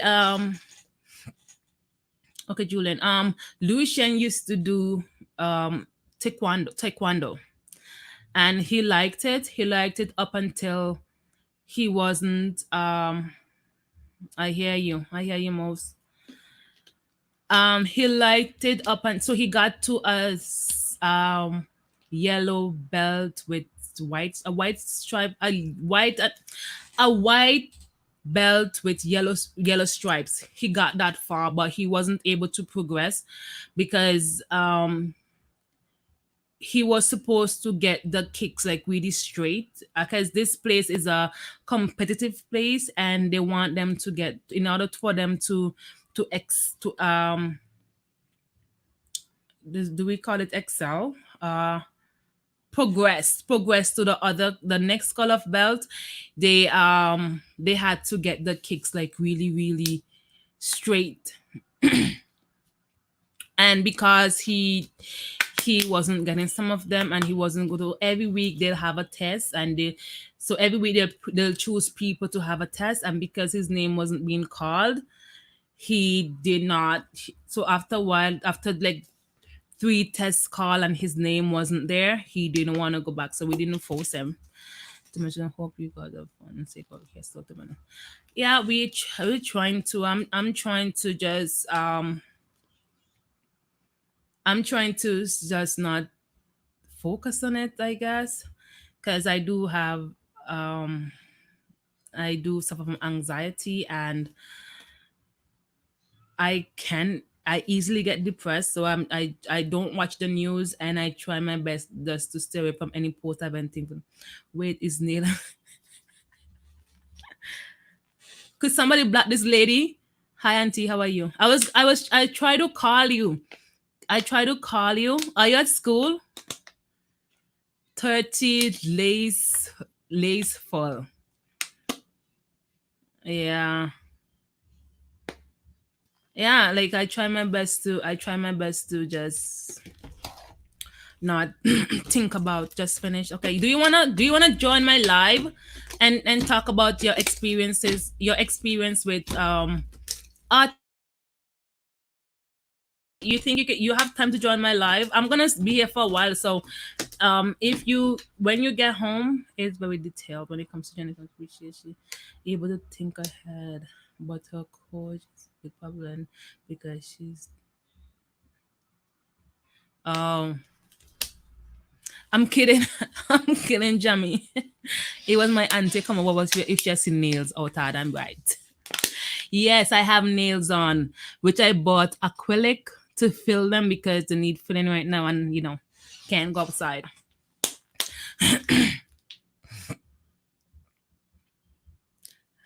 Yes, oh my god. Yeah. So I'm just here. I'm trying to keep things in the house as normal as possible. Yes, nurse. I'm just kidding. um um because things is the way they are and the kids are in the house, like I try to keep things as simple, and I try to explain to them why we're having school at home. Areem knows because he told me when the first week he says it's because of the that C word. And he said it's because did you do it? He said it's because of the C word. And so he has an understanding as of to what it is. I was trying to okay. So they do understand, but you know, she got she got blocked.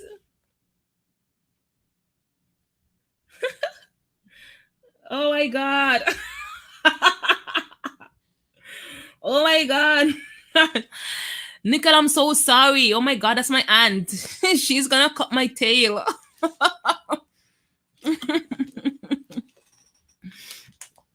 Can we unhide her? I can't.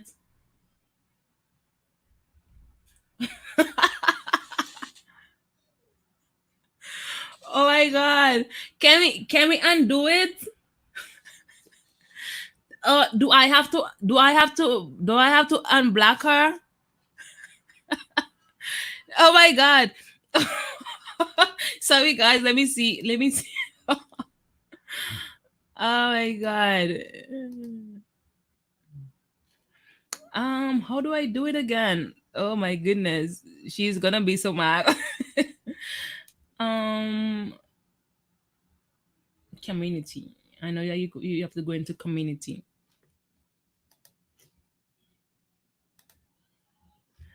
Oh my god. Sorry guys, I'm gonna see if she's like blocked and in my community, because I know when you go to the community you can see all who's blocked on the channel. Oh gosh, I know I can't sit there. Can somebody tell me exactly where to go?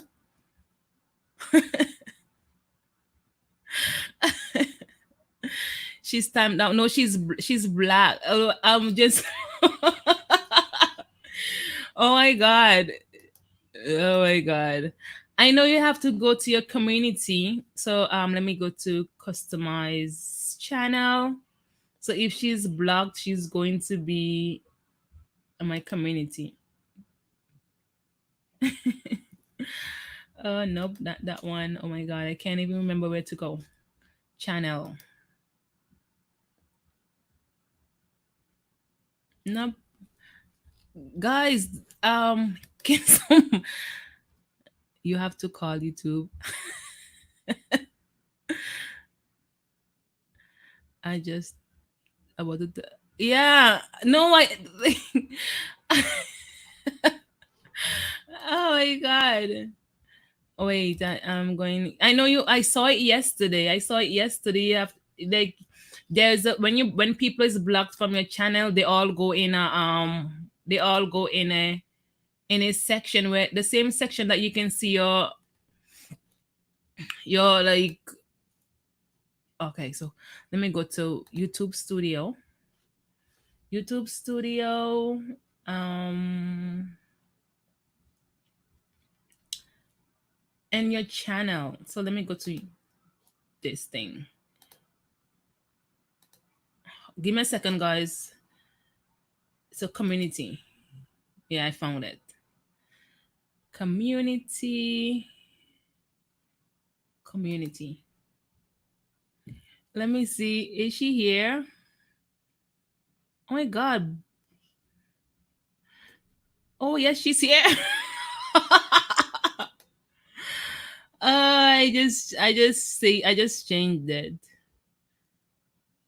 I don't know who blocked these people. Whatever.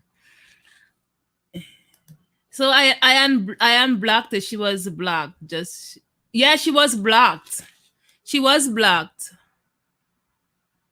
Yeah. I can anybody who's blocked on my channel. There's somewhere where to go. So I just unblocked her. So let me see if oh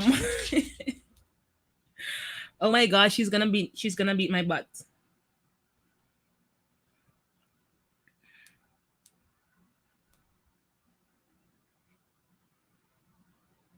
She was blocked, but I just took her out of the comments on live with the from shop to hide. Oh my goodness. Okay guys, oh my god. Let me try to call her. She's gonna be so bad. Um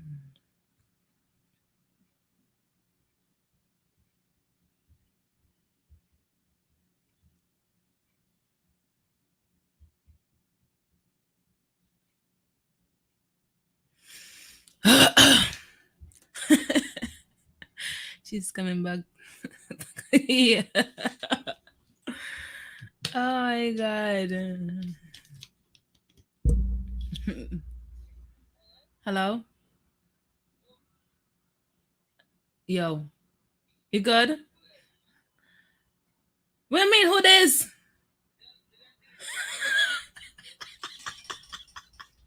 She said you delete me. That was an accident, okay? No, because no, because I said to block her, but they didn't understand. They heard me say block someone. They didn't, and then but because the comment, it was a joke, but they did not hear me say. They did not. You don't understand because I said it, but I was joking because you come in and talk about me have a nail. You have a because you come in and say that I have a nail that watch me head. So me say, so I said, can somebody please black lazy fool? But she did not hear me say it's a joke. So my mother, she's cussing me, people. She's cussing me.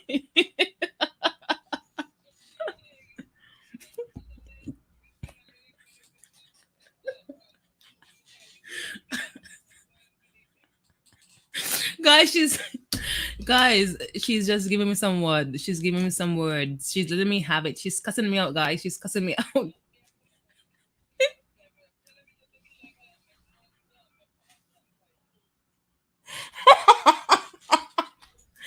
Oh my god, why would you say that?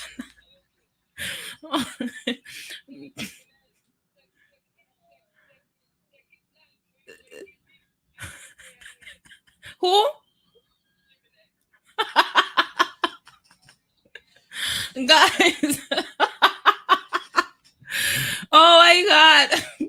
Okay, so when I come back on.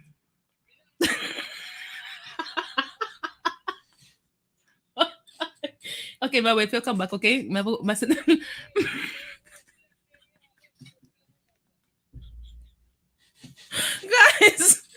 she said I'm going to wait until my nails and them go over.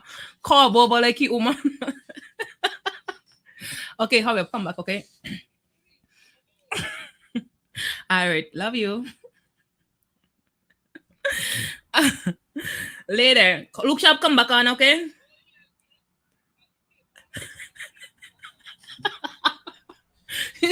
She said she wants a skateboard. Okay, look sharp with the skateboard, my wait. They just thought you were a troll. That's why they block you, okay? They thought you were a troll.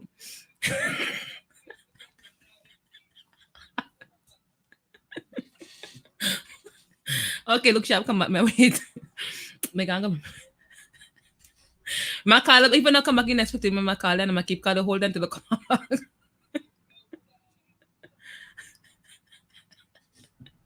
You will kneel on. Alright.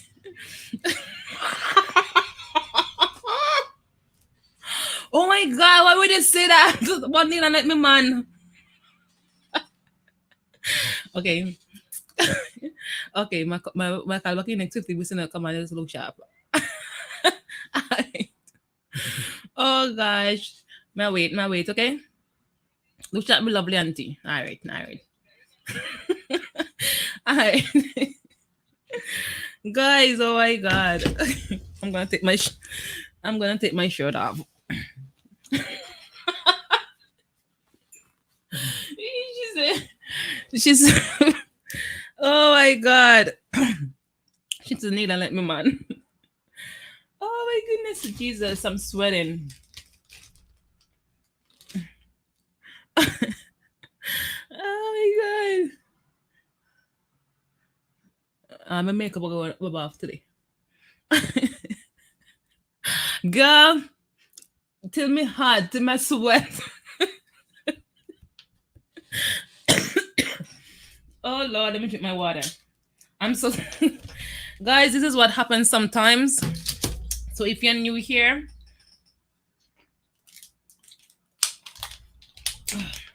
this is what happens sometimes. Okay, go and sleep, Jamie. Go and sleep. Oh Lord. Yes, guys. Oh my Jesus.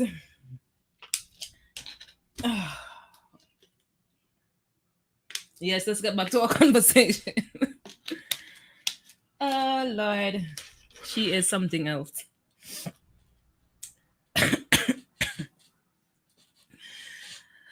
Oh Lord. Oh. I need to calm myself down. The window is open, but there's not much um I don't know. I don't understand why I'm so hot.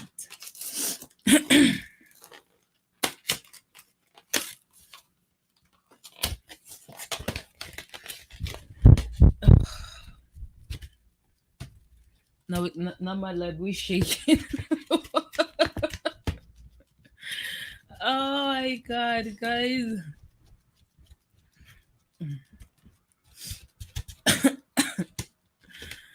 Oh Lord. Can you be cold and hot at this? Have you ever been cold and hot at the same time? That's how I feel right now. I feel cold and hot at the same time.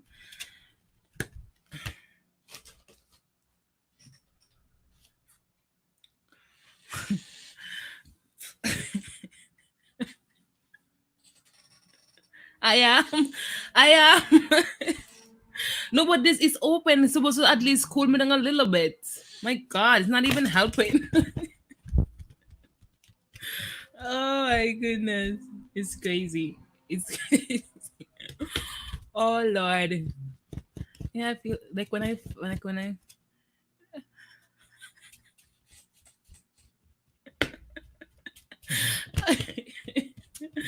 oh my god.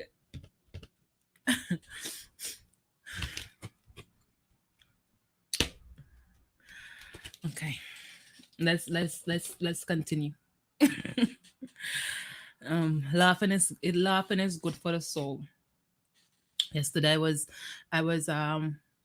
why is still getting nervous? You've been going live and I don't know, all of a sudden lately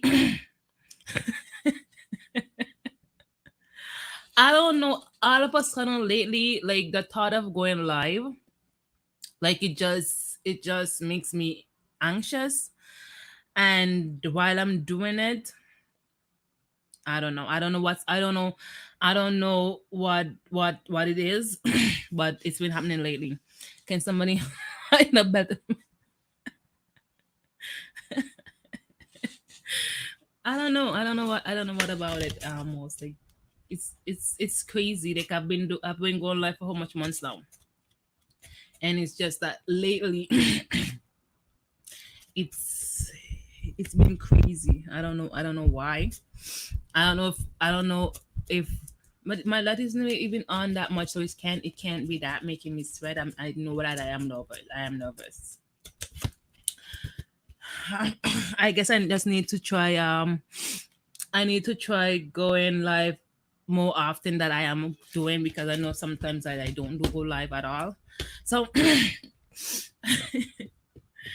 oh Lord, have His mercy. Thank you guys. Thank you most. I appreciate it. And guys, if you can share me out, share me out. Let's get people in here and talking about autism. So Julian, when was your daughter diagnosed?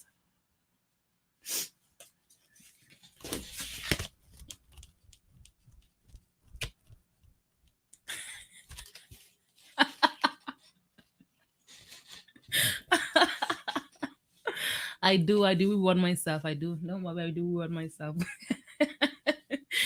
Oh my God. Oh Lord. That is so funny.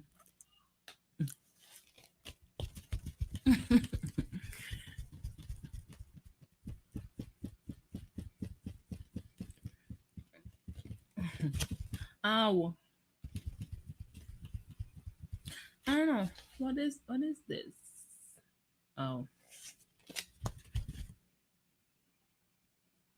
somebody's this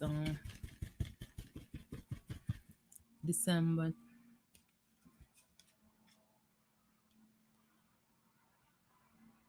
Yeah. Yeah. So last year. Oh.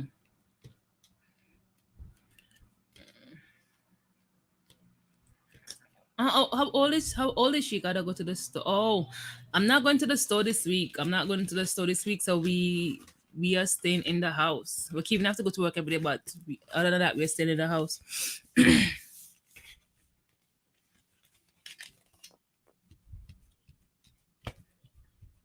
How old was she? When, like 7?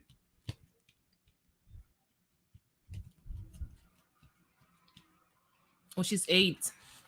Okay, it hurts when I realize that I'm not. Yeah, yeah.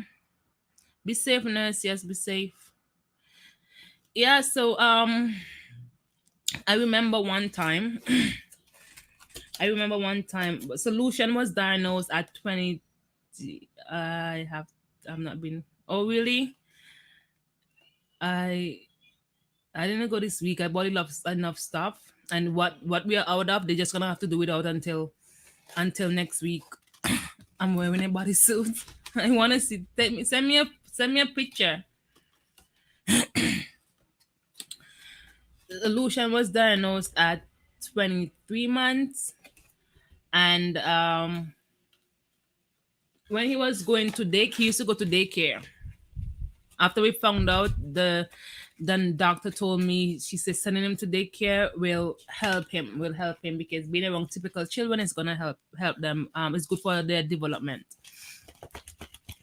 And one day I was taking him to daycare, and every day we walked through a park, and I'd let him go on the slide.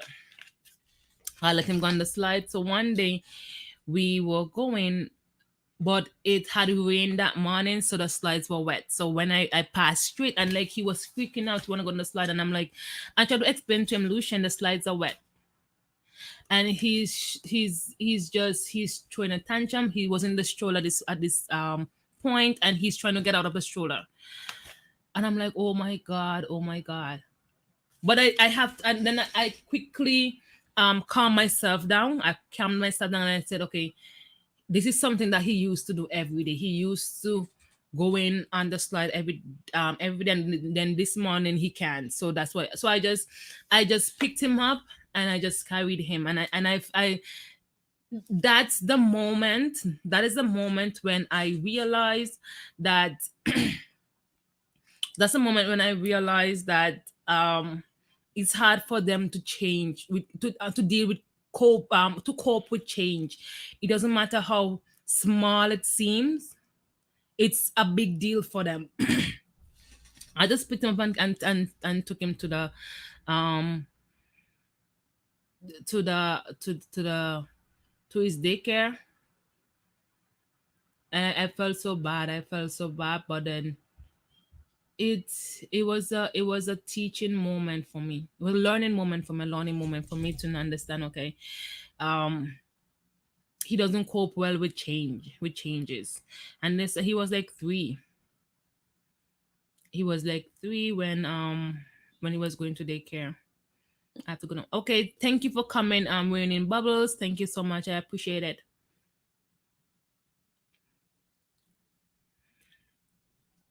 So something that I have learned over the years is just not to, like, some things that, and even with Arim, even though sometimes, okay,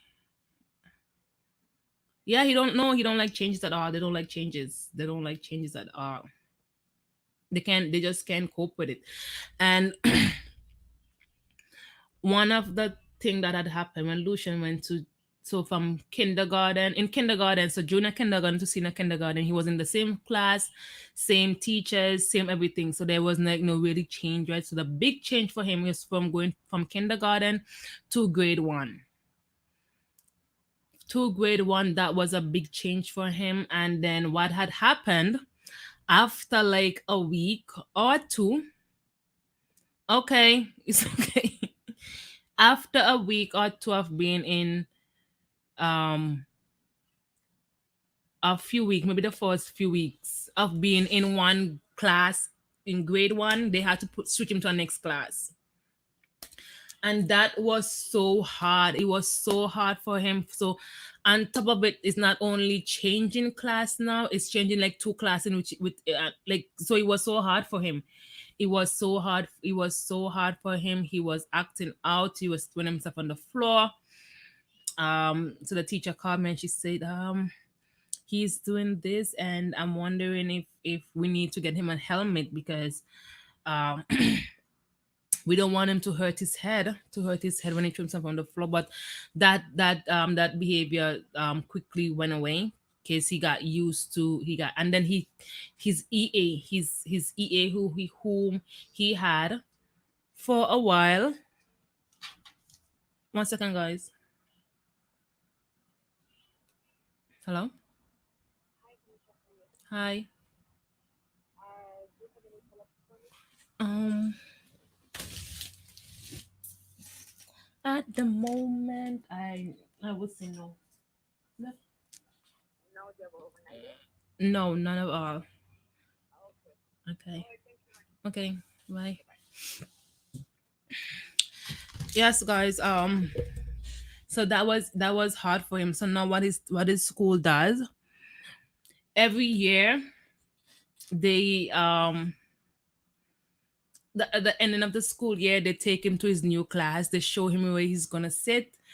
So, and they introduce him to his new teacher so that he knows, like, when he go back to school, he's going to go to a new class. And then they try to put familiar faces in the class with him. So people whom he get alongs with, they put him in the same class just to keep, that keep that familiarness, if that's a saying.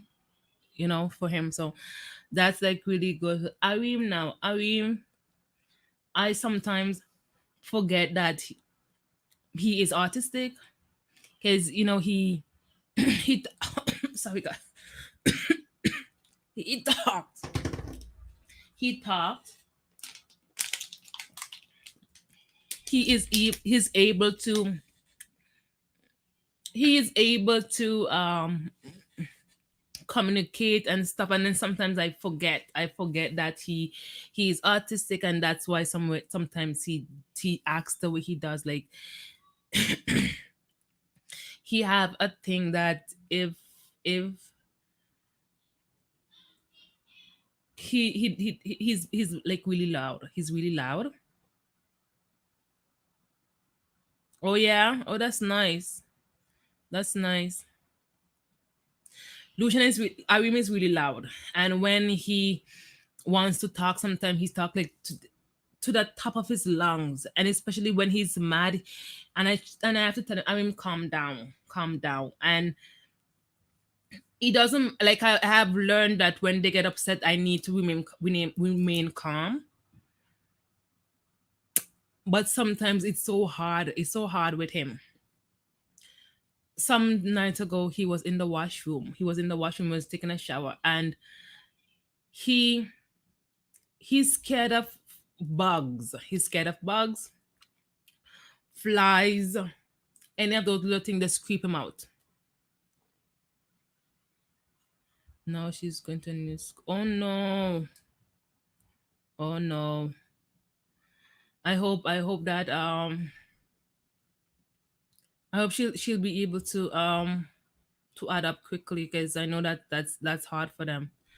So I miss is scared of flies and bugs and all these little things. And I try to explain to him and say, Arim, listen, these things can't hurt you. You are much bigger than them. You can squish them, right? So if we go outside, Arim would be so scared if I see a bug. This child will want to run into the road to get away from the bug. And I'm like, I mean, we can, that's dangerous. But he doesn't understand it. All he wants to know is he want to get away from the bug. And I try to explain, I mean, the bugs can't hurt you.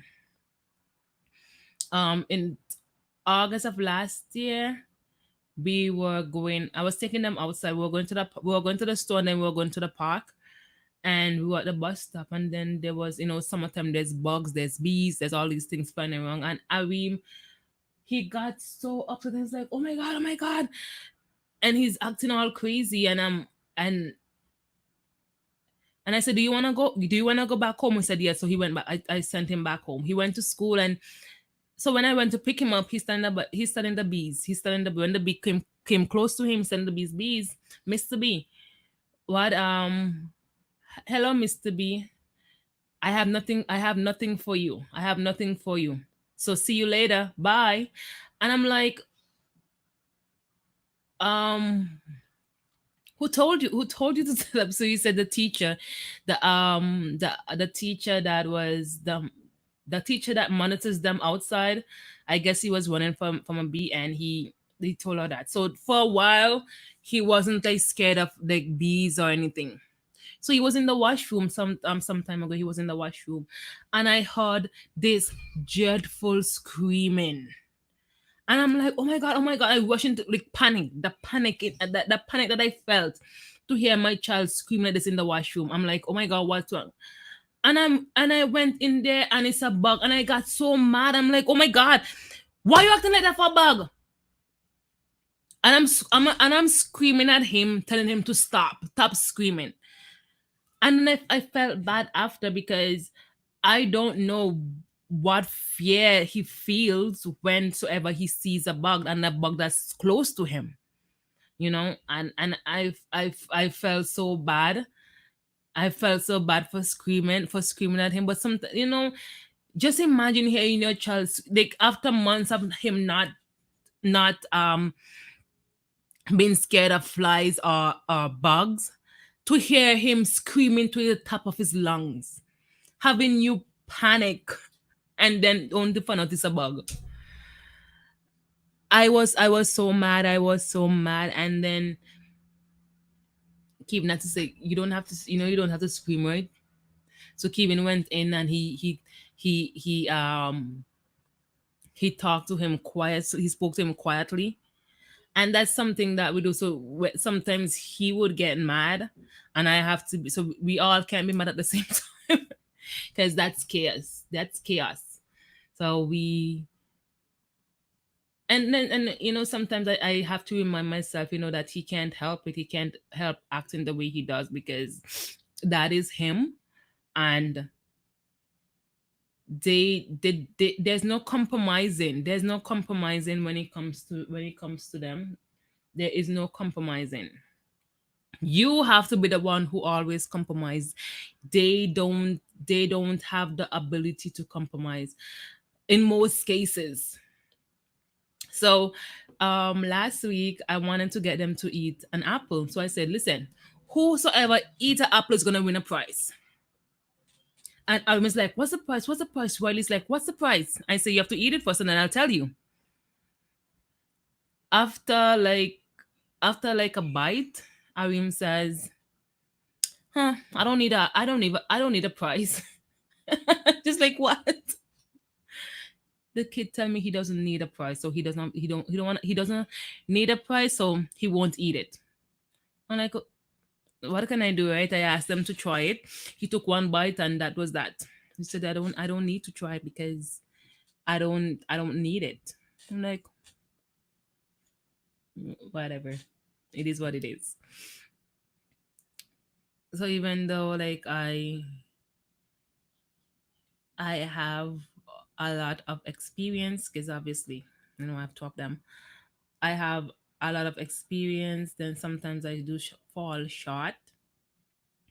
And then I do have to remind myself that, this is just how they are. This is just how they are. There's no change in them. I am more flexible with changes, so I have to be the one who makes the changes and live around them, if that makes sense. I have to be the one who would do changes, because they're not into the whole changing thing.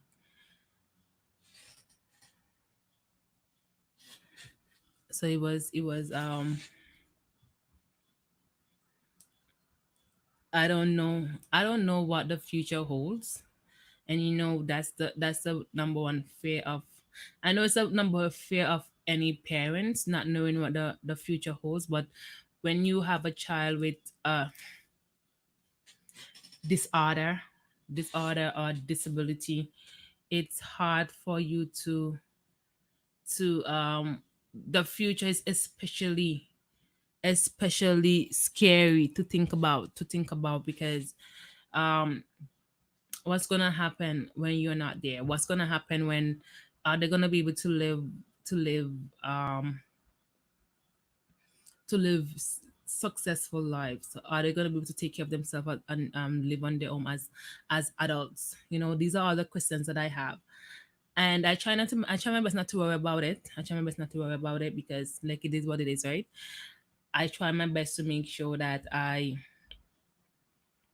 try my best to make sure that right now that that we teach them enough, so that when they become adults, that they are able to do things for themselves. I'm a smarter, and i I still put their clothes on.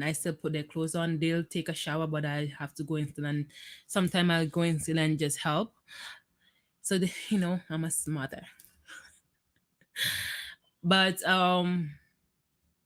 when I was pregnant with Jax, I was like really sick. So Kiara was the one who was helping me getting them bed in the morning.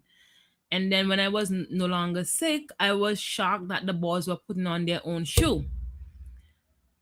I was doing it for them. I was doing the whole thing for them. But then she had them doing it. She had them doing it. So it was just really fascinating to see, like, they have the ability to do a lot of stuff. They have the ability to do a lot of stuff. And I know sometimes I baby them a little bit, but I know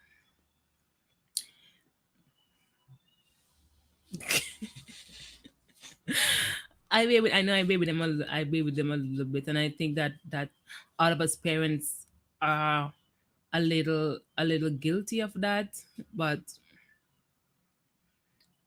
it's hard for me to know to cope with the fact that that they're growing up. Lucian is gonna be 10. Lucia's gonna be 10 in December. I was gonna be 8. And they don't even look like babies no more. Like when I look at their baby pictures, they don't even look the same anymore. They don't even look and even pictures that we took out last year. That's why parents take a lot of picture with your kids, because the way they look, the pictures that we took, even the pictures September, from last September to now, like the children, like there's such change in them, like such physical change, such physical changes in them, and it's as a parent. And every time I feel this way, I think about my mom, who, all of us are adults now. My sister is the only one that's living home, and she's living home to help them. One second, guys. Hello.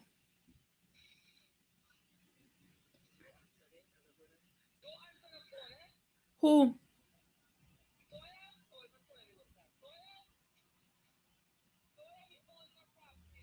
got? Nah, that's a good help. Anyway, me put my life still. You were boring.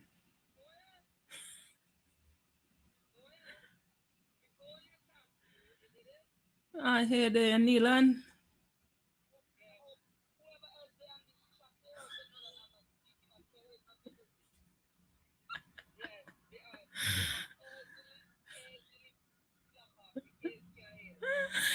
Oh my god. Anyway.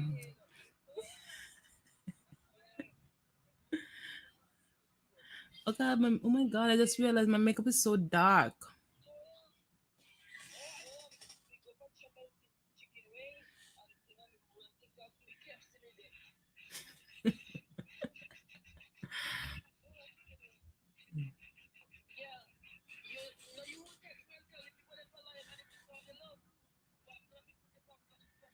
Anyways, that's a good help. Me gone. Me life still a go on. I could stop over, but I know, come on, it's alright. I face like when dog asleep.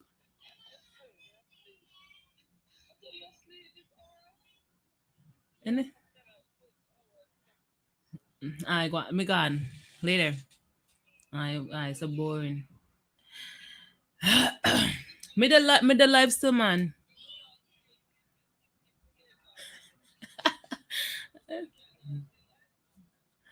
That's a good help. Why you can't get in?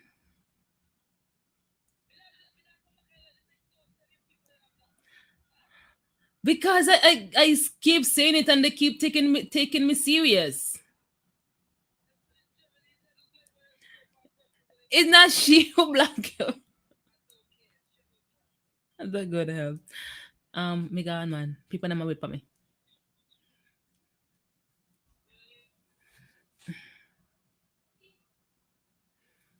Um, yes, guys. Sorry about that. It, mama, it was my joyput auntie calling. I am going to try to save this thing to my. How do I save it? How do you save something from that someone is sending to an Instagram? Or save to come on. Yes, guys. So, my God, how do people talk for like long period of time? I see people having like 6 hour lives and stuff like that. How do they do it? Like, I've been live for the past 2 hours and 48 minutes, and my throat is hurting me so much. Did you have sleep? That good help. Um,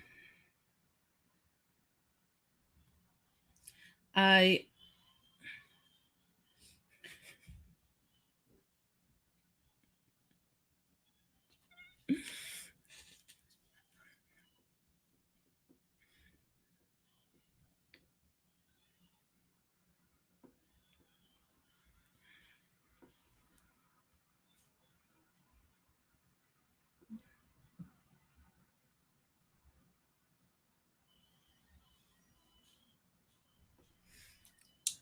Yes, guys, my throat hurts.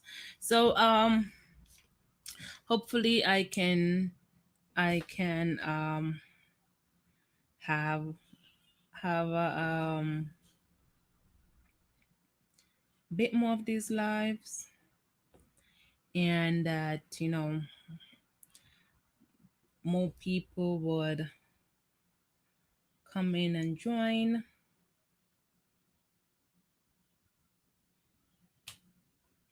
join us.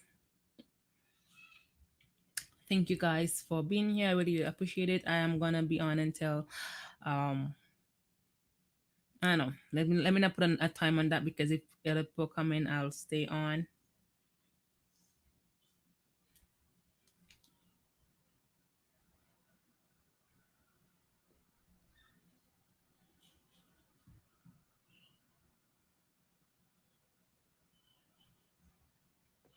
Sorry guys, I'm just writing this thing. I'm posting the stuff that Kiara wrote. I wanna find a way to put it on YouTube. That's why I wanted her to make a video. I said make a video. You don't have to show your face or anything. Just make a video of you like talking. But then she said, "Oh, I'm so shy."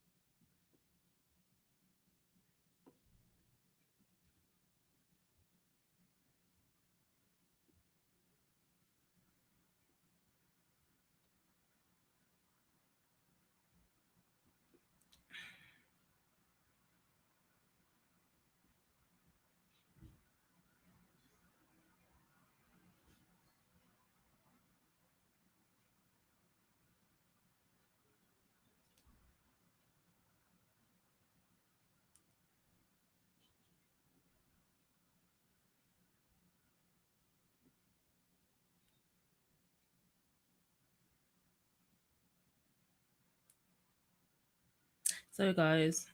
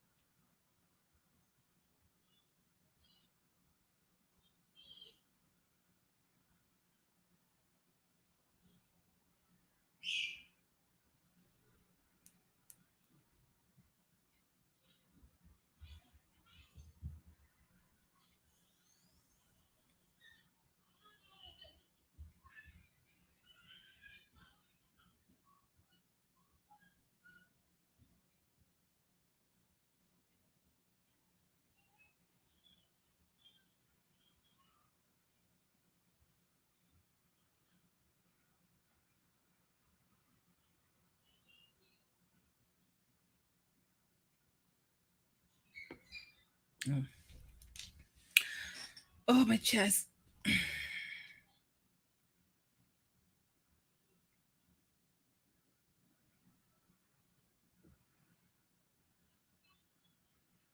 Okay, I need to edit it.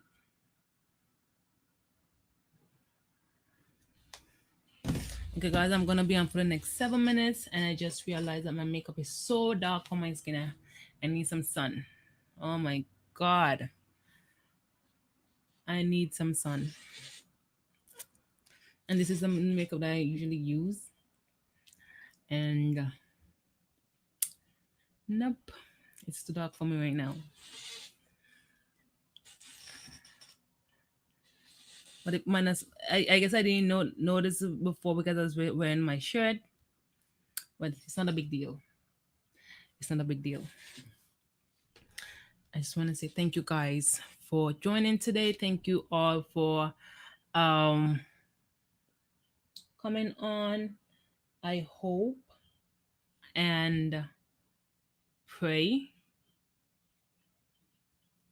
for I hope that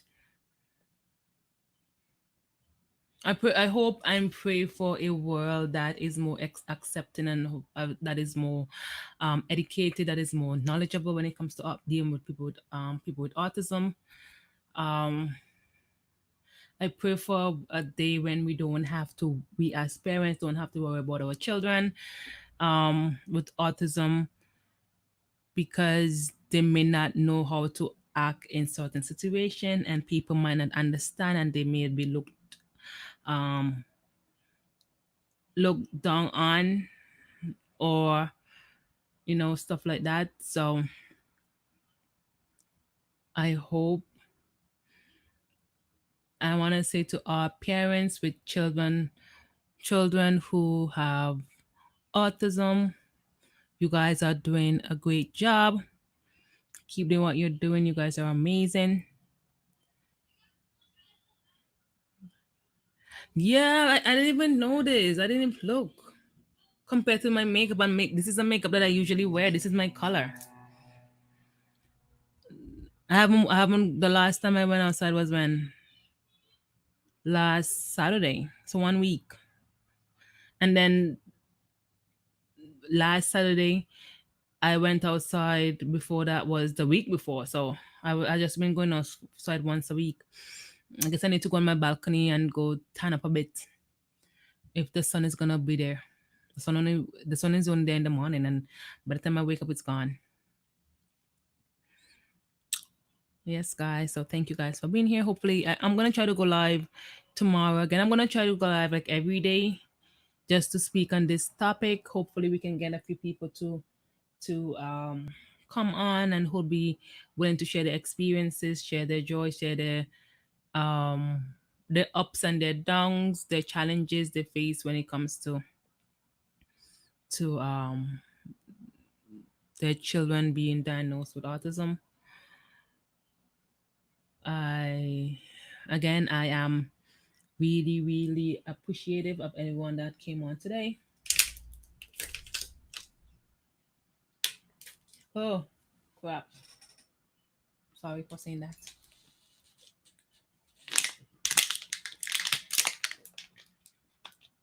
So now I have to go. Good thing I have like a really light shade of makeup, so I have to mix that makeup now. Hair cooking ox. Oh gosh, give me some. Yes, please. I am not. I'm not really sure what I'm gonna eat. The kids, like I made some bakes and chicken last night. I don't think there's any left. Maybe there's some bakes, but I have some chicken that I took out. But I'm not even sure what I'm gonna cook. I'm not even sure what I'm gonna cook. Maybe I'll just make a pilau or make some rice and chicken because I don't know if Lishan is gonna eat the pilau. Joy, the joy of being.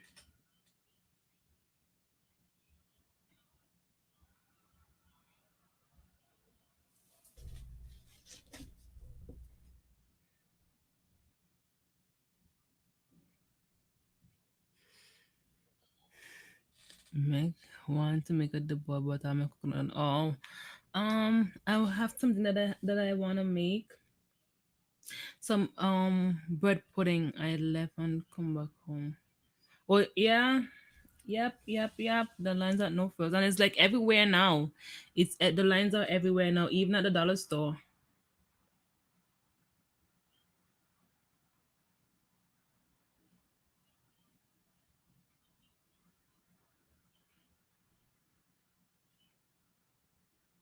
Um, I was trying to do something I forgot.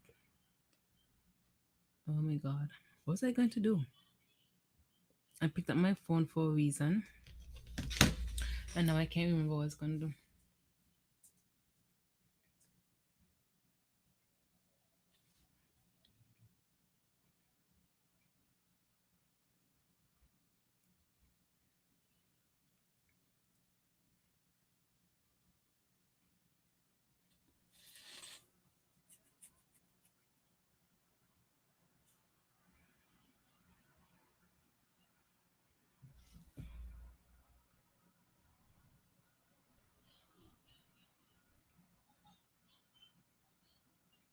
Man, don't you hate when you want when you were gonna do something and then you can't remember?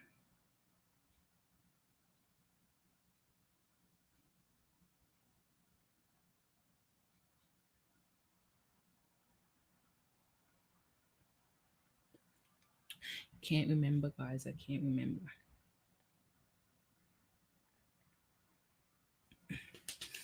Anyways, thank you guys for joining. I'm going to head off. I don't know. Maybe I'll try to go live later again. I have to. I want to try to go live as much as possible because my hours are looking like kind of you know. So I'm gonna leave. I'm going to go see what my kids are doing. Oh, I'm gonna make. I want to make. And I was gonna say I'm gonna make banana bread pudding. I'm gonna try to make that today. Maybe I can record it and put it up as content. Anyways, thank you guys for being here. I really appreciate each and every one of you. Remember, guys, be kind, love hard, and forgive easy. I'll see you guys in my next one. Bye. Not bye, sorry, later. See you guys later. Laters.